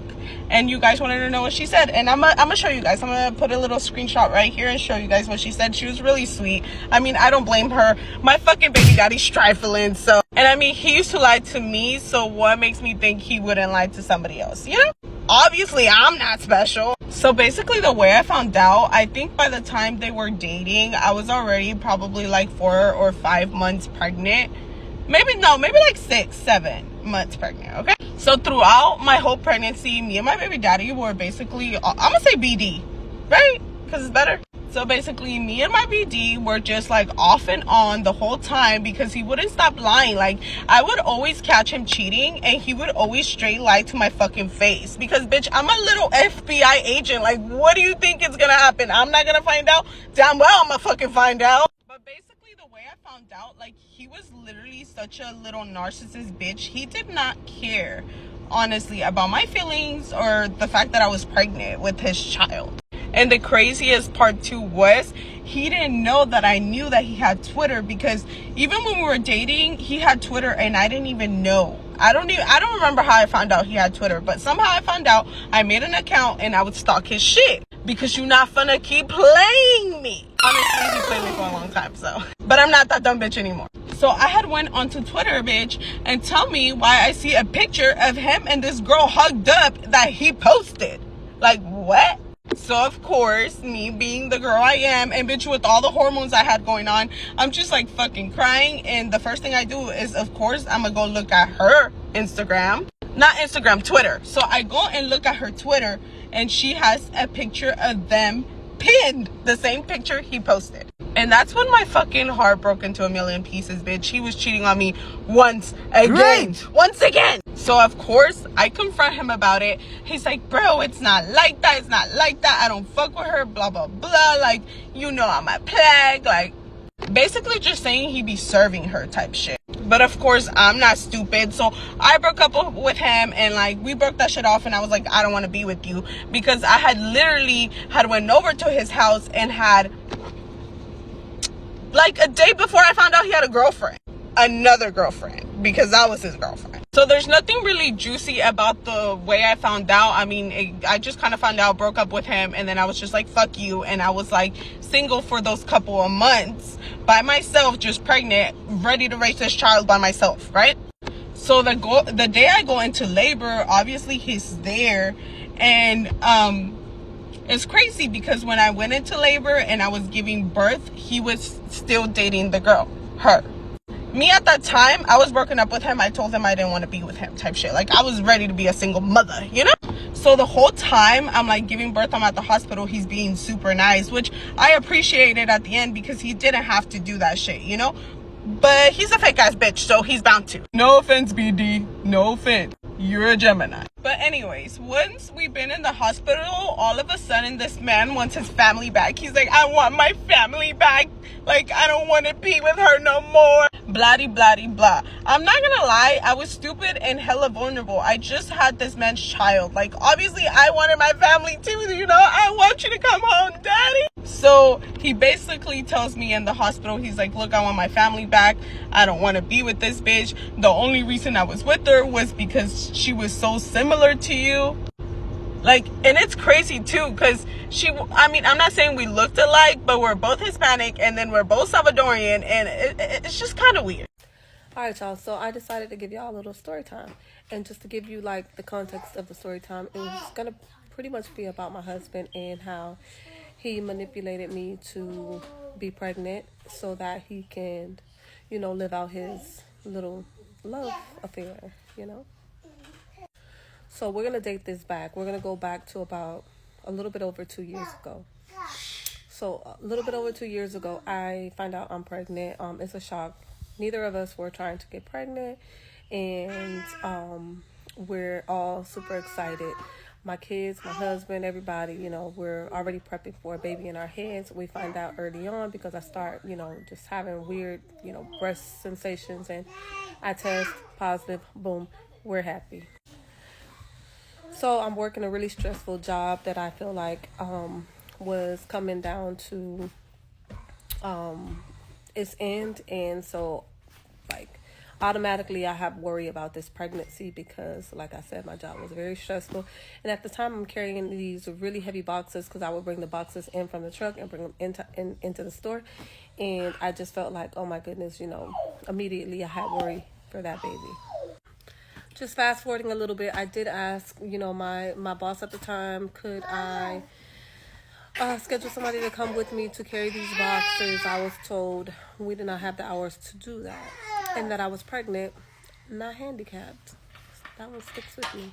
But yeah. So on one of my shifts, I'm literally bringing boxes from the back door, and I'm bringing them into the store, and I feel like a gush, but you know, if you've ever been pregnant before, you know. Hold on. All right. So yeah, I'm bringing boxes in from the back, and I feel this gush. And if you've ever been pregnant, you know that you can be very, very wet. So initially, I didn't think anything of it. I go to sit the boxes down, and I see blood like down by my ankles. I had like a skirt on at the time. So I panic. I almost fall because I dropped the boxes, and I run to the bathroom and end up leaving there, going to the ER, and finding out that the baby was okay, and I had a subchorionic hemorrhage. So after finding that out, you know, I'm still like, you know, nervous, but all the nurses, doctors, or whatever are telling me that, you know, it's very common in women. They usually like go away on their own. I didn't have to worry about anything, so I continue with my usual.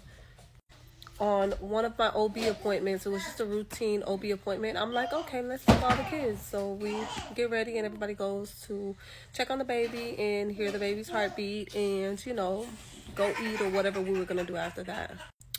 So we get to the appointment, and we get the news that the baby, they couldn't find the heart, you know, the heart rate for the baby.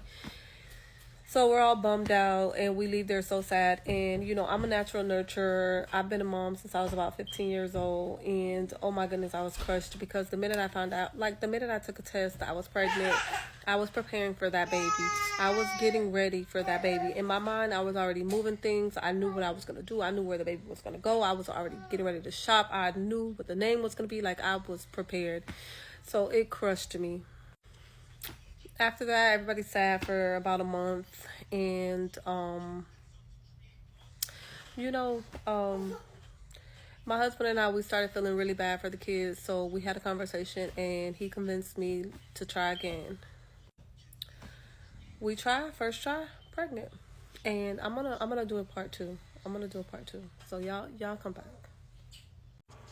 Part 2. So yeah, we try, first try, we're pregnant. And I wanted to add, like, you know, when I first got pregnant, I was afraid. I was scared. And initially I didn't want to do it. That's why I say my husband convinced me, because I didn't want to do it. I was so, like, you know, I was scared that that would happen again. And I kept saying, like, you know, maybe I'm just too old. Maybe, you know, my body is, you know, tired of having babies. I was at 8 kids at that point. So I was like, you know, I don't want to do it.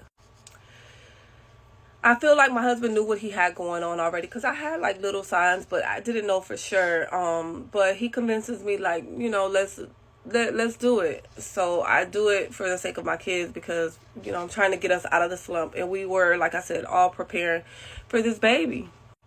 You guys, I'm going to go ahead and call myself really, really stupid. I don't know what's wrong with my brain, because my husband has a history. When I tell you, a long history of doing really dumb stuff. He's a really bad decision maker, and he does really stupid stuff around the worst times. Like, it'll be my birthday, Valentine's Day, Christmas, you know, and when I'm pregnant. So that's why I feared it.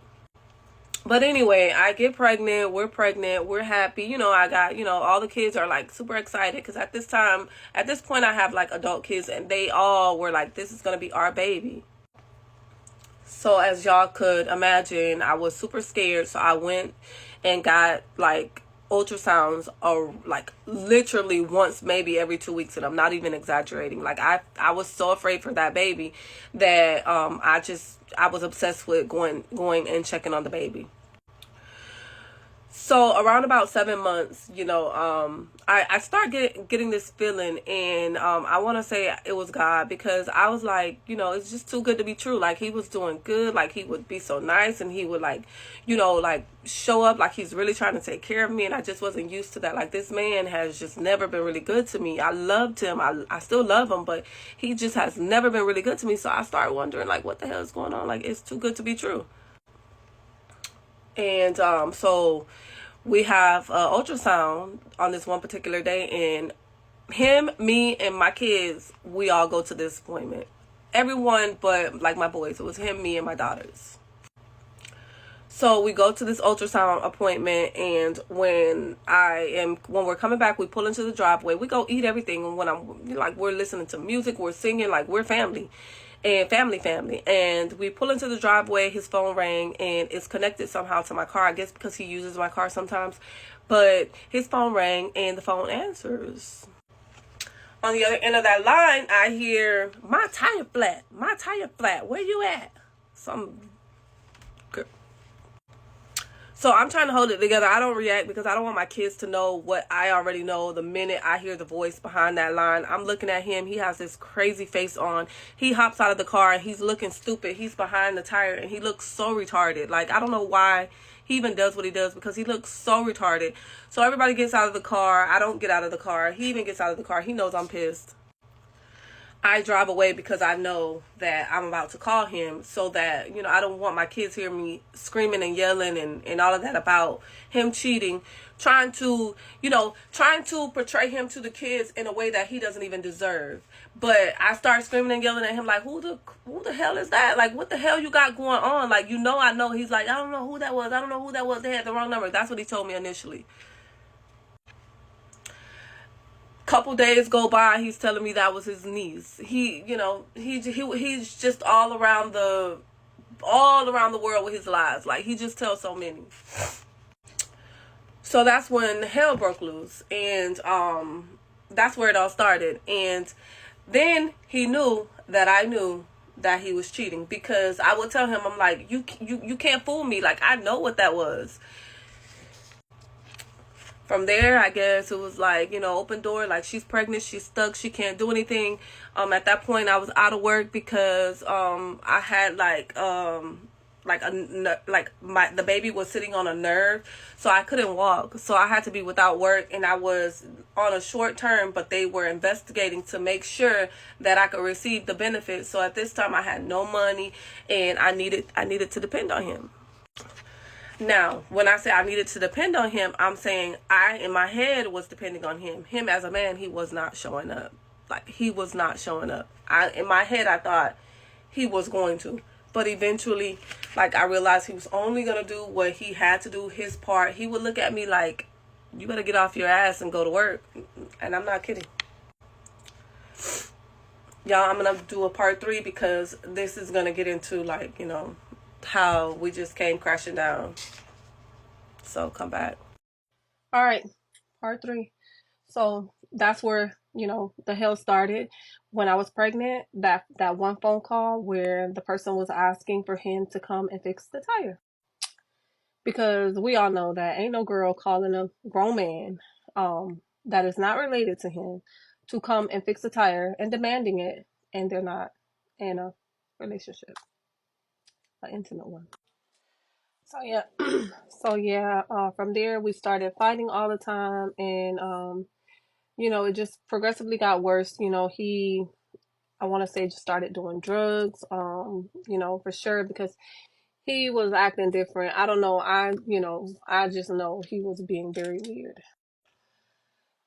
Shortly after that, you know, there was like a few weekends where he would like literally come into the house like the next day. Like, I wouldn't even see him from the time he went to work up until like the next day. So we all know, you know, what that means. You know, he was for sure in a relationship.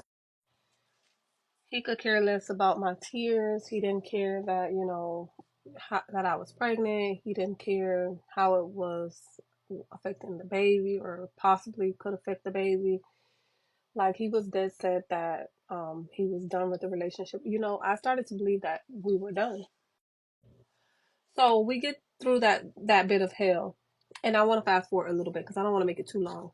And now I'm going to get you to around Thanksgiving time. So, oh, wait. Our anniversary comes around. So the day of our anniversary, it comes around, and you guys wouldn't even believe that God chose that night or that day in particular for him to stay out all night. Like, I have been praying and asking God to kind of like confirm, you know, whatever was going on, because I didn't want to live in la la land. Remind you, he's, you know, continuously lying on me, or I'm just hanging out with my friends, or I'm just, you know, drinking, like the time gets away from me. Just a bunch of lies. So I have been praying to God, like, for God to reveal things to me. And our anniversary comes around, and he literally did not come home that night. And I want to say it was like a Friday night, but he didn't come home that night. There were no flowers. There were no gifts. There was no happy anniversary. There was no kiss. There was nothing. So from there, I was like, you know what, Cleta, you got to start checking out. So at my job, I'm still pregnant. So anyway, Thanksgiving time comes around and I start having contractions.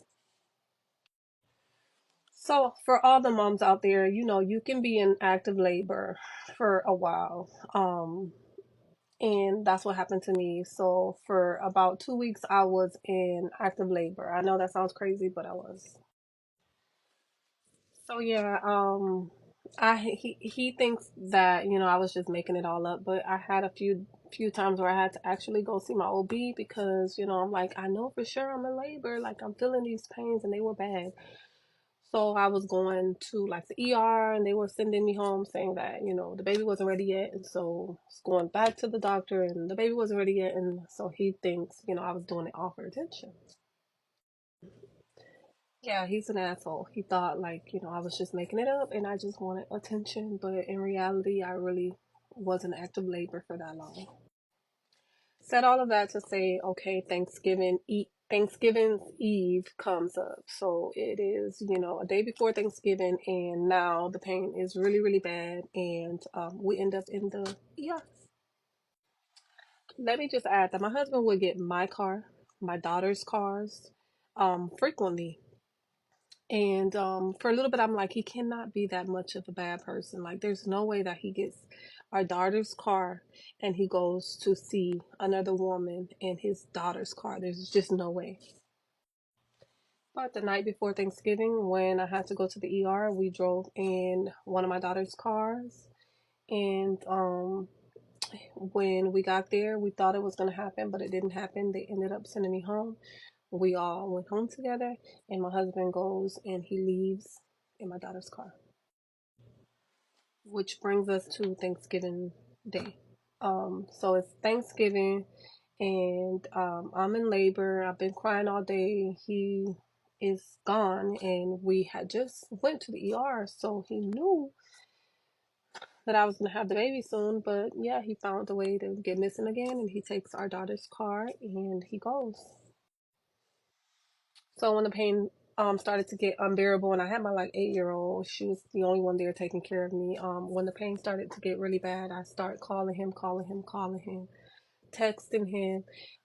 We went from 11 o'clock in the morning until about 10:30 at night of me calling, texting, and trying to get in touch with him because I needed to go to the hospital and I could not drive myself. When he finally came, he took a minute to come up the stairs, and I found that really weird because I'm like, where is he? Where is he? And I'm having like really strong contractions at this point. So I think I moved a little too far, but we're gonna keep going. So anyway, we get to the hospital. Well, he comes up the stairs. I recognize that he has a different shirt. Like he had a memory shirt of my brother. He had it. He was wearing it. And when I saw him the second time that day, he didn't have that shirt on. So I'm like, why did he change? And y'all, I'm gonna have to do a part 4. I'm so sorry, but I'm gonna have to do a part 4. So come back. It's good. All right, y'all. So part 4, and my lighting is weird because I'm at DQ. I got some fries. I got myself an ice cream, and I got myself a soda. I feel a little depressed. So let's go. So anyway, my husband comes home. He has a pullover on, and underneath this pullover, I see like a t-shirt, but the t-shirt has 1,000 wrinkles. Remind you, he stayed downstairs in the garage about 20 minutes while I'm in labor, calling him for 10 hours straight. And then he stops in the garage. So by the time like he's coming up the stairs, I go to meet him because I'm frustrated and I'm mad. So I'm like, I gotta go to the hospital. So we all get in the car, the ones that were gonna go, and we head to the hospital. When we get to the hospital, I'm in labor. They're gonna keep me this time, and we stayed. So they're gonna get me all situated and everything. And when I go down, when we go downstairs, when I get downstairs to get in the car, we have to go in my other daughter's car because my husband says that my daughter's car had a busted tire. So he's changed clothes. He has a wrinkled shirt, and my daughter's tire is busted apparently, and he doesn't have the car. He says we got to come back and get the car. So I'm already suspicious, but I don't say nothing. I have my kids with me, and I try not to argue or fight as much with them with me. So I'm just going along with it, but I'm finding like I'm connecting the pieces of the puzzle the whole time. So while we're on our way to the hospital and I'm in labor, he and I are arguing. We get there, and they're going to keep me. Yeah. So we go through the entire delivery process, and we get through it. That's all I can say. My daughters were there. He was there. He slept most of it. We have videos, and dude sleep. But we get through it. When it's all done, they wheel me into like recovery, and one of my daughters, she stays with me. The other one leaves with her dad. So the whole while we're thinking like, okay, he has to go so he can get my daughter's car because it's somewhere with a busted tire. I'm in the hospital with a brand new baby, brand new baby, beautiful baby. And so I call my daughter and I'm like, where's your dad? And she's like, he had somebody to pick him up. I had to take him to the house. and he had somebody to pick him up so that he can go get my car. And I was like, this mother sucker. If you're leaving and you're already driving with your daughter and you're already in a car, why do you have to go home past wherever her car is, and you have to go home for somebody to pick you up instead of going to the car? But whatever. Some time passes or whatever, and he and I, we literally, like, we butted heads the entire time I was in the hospital. Like, I cannot believe that I'm still with this man. Like, y'all just don't know, but it ain't that easy, whatever. But we butt heads the whole time. But one of the days, my daughter was coming up just to see the baby and I, and I mentioned to her, like, all my suspicion. I was just telling her, I was like, it's just so weird. And I was like, I think he got into a fight. Like, I really believe he got into a fight, because he changed clothes. He had the situation with the car, like some weird stuff. And I'm like, I think a girl ripped that shirt off of him. And my daughter's like, Mommy, oh my gosh, Mommy, there was a ripped shirt in the trunk of the car. I saw it. It was Uncle Fat Boy's shirt. I said, wow. So your tire probably got slit and not, busted. Because she was like, nothing was wrong with my tire. There was nothing wrong with my tire. So I'm at home, whatever. My husband, of course, I mentioned it to him, but I don't try to argue about it. At this point, I'm thinking, like, I'm really gonna leave him. I'm gonna leave his ass. Like, that's where my mind was. And so I wasn't gonna argue with it. I wasn't gonna bring nothing up, because at this point, he just thinks that he could do whatever, and everything is everything. I'm gonna eat some of this ice cream because I cried so many tears.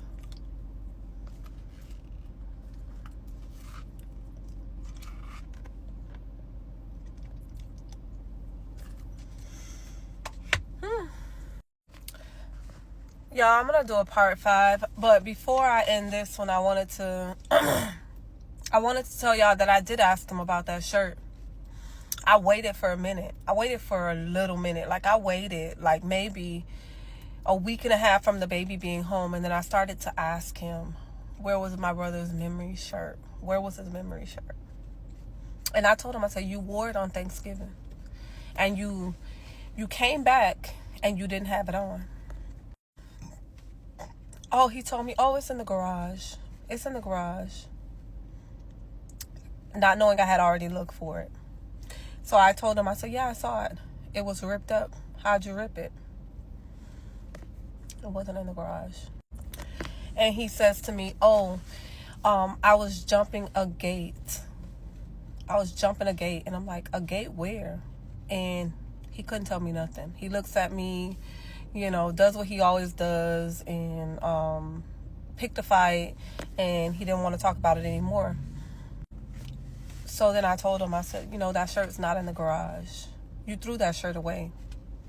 You threw it away because it was ripped up, and you didn't want me to see that was probably ripped up from, like, somebody doing you like this, and you threw it away.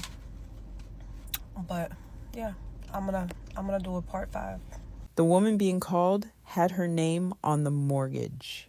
She paid it every month. Her divorce was not finalized. She was legally and financially the owner of the house she was being told to vacate by someone she owed nothing to. She said this clearly and more than once. She said it several different ways. The person on the other end of the phone kept talking as though the information was not landing. There is a specific kind of audacity that requires a complete reorganization of what is yours and what is mine. Whoever this man was, he had told this woman something or done something that made her believe she could call his wife, announce the moving company's arrival time, and that this would go smoothly. He had created a situation where the outside woman felt entitled to the house the inside woman was paying for. He was apparently nowhere in this phone call. Just two women, one of whom he had made promises to, and one of whom was left holding the consequences of all of it. The both sides of the Tana situation is narrow but real. She is correct. Her name is on the deed. The divorce is not final. Nothing the caller says on that phone changes the legal reality of who lives there and why. At the same time, the woman calling presumably did not invent this out of nowhere. Men who are running two situations do not always make clear to the outside person that the inside situation still has legal weight. She may have been told the marriage was already over in all but paperwork. She may have been told the house was being split. Whatever she was told, she believed it enough to hire movers and make the call. He is the one who created the conditions for this conversation to happen. He just is not on the phone. Tanya's situation covers more than 12 years and a marriage that started with a betrayal, spent 2 years in repair, and then started again. He cheated with a 19-year-old college student. She was 6 months pregnant and already had 2 kids. Both families were religious. Her family did not know most of the details because she was too embarrassed to say them out loud. His family knew everything and kept pushing. You have children? You can work through this? So they went to therapy twice a week, couples and individual. He did everything the process asked of him. He read the books, listened to the ones he could not sit down with because he hated reading. He showed up. He did the homework. He was attentive with her, attentive with the kids. For almost 2 years, that was the picture. She thought they were rebuilding something real. What she says she was not doing during those 2 years was healing herself. Her happiness was still tied entirely to his. When they were good, she was good. She was not looking for something inside herself that existed without him.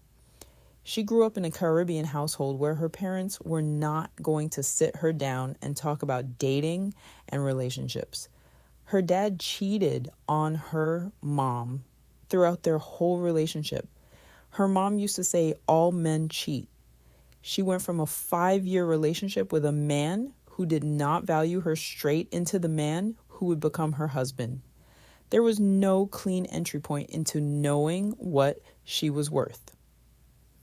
His dad had cheated on his mom too, for a long stretch of their relationship. Both of them walked in carrying the same model from 2 different households, and neither of them knew fully that they were carrying it. That is the thing about what gets passed down. It does not arrive as a lesson. It arrives as a feeling about what normal looks like. What you saw as a kid becomes the baseline your brain uses to measure everything else against. Without announcing that, it is doing that. Her dad never stopped. Her mom stayed anyway and told her daughters that this is just how it is. Her ex-husband's dad eventually stopped, but the years when he was doing it were still years her ex-husband watched. You do not grow up in that house and walk away clean. You walk away with a set of expectations about what love is capable of tolerating, even if you would never describe them that way. The second wave started about 6 months after their 3rd daughter was born. A text from Dunkin' Donuts at 10 at night, which he notes was before the era of apps pushing promotions that late. He had a side job bouncing at a late night restaurant. He started working out hard and getting noticeably bigger fast. Testosterone injections, she found out later. He started coming home later. Then not at all some nights. When they argued, he told her he was in fuck it mode. He just did not care anymore. She put a tracker on his car. She drove to his job to check if his car was in the lot. She found a picture a woman had sent to his phone, printed multiple copies, wrote on them, and put them in the woman's neighbor's mailboxes. She went to his job and confronted a coworker loudly in front of the building. He got in trouble at work over it. She says all of this directly, and she says clearly, more than once, that she would not do any of it now. She was scared. She had been with this man since she was 23. She did not know how to survive alone. She did not know she was worth surviving alone. She was not acting from a place of strength. She was acting from pure panic about a life she had never built on her own terms. The both sides of this is that he did actually show up during the therapy years. He was consistent. He was doing the work for 2 years. Whatever the fuck it mode became, the 2 years of doing right were real. The version of him who sat in those therapy sessions and listened to the audiobooks and came home and was present, that was also him. The version of him who got in fuck it mode, stayed away for a week, and told her casually that he had gotten an apartment in the city, also him. Both versions were real. The version of her who put trackers on his car and printed flyers from mailboxes, also real, and she claims it without flinching. She says she knows better now. That knowing came from being that person first. COVID closed everything out. He stopped coming home for days at a time.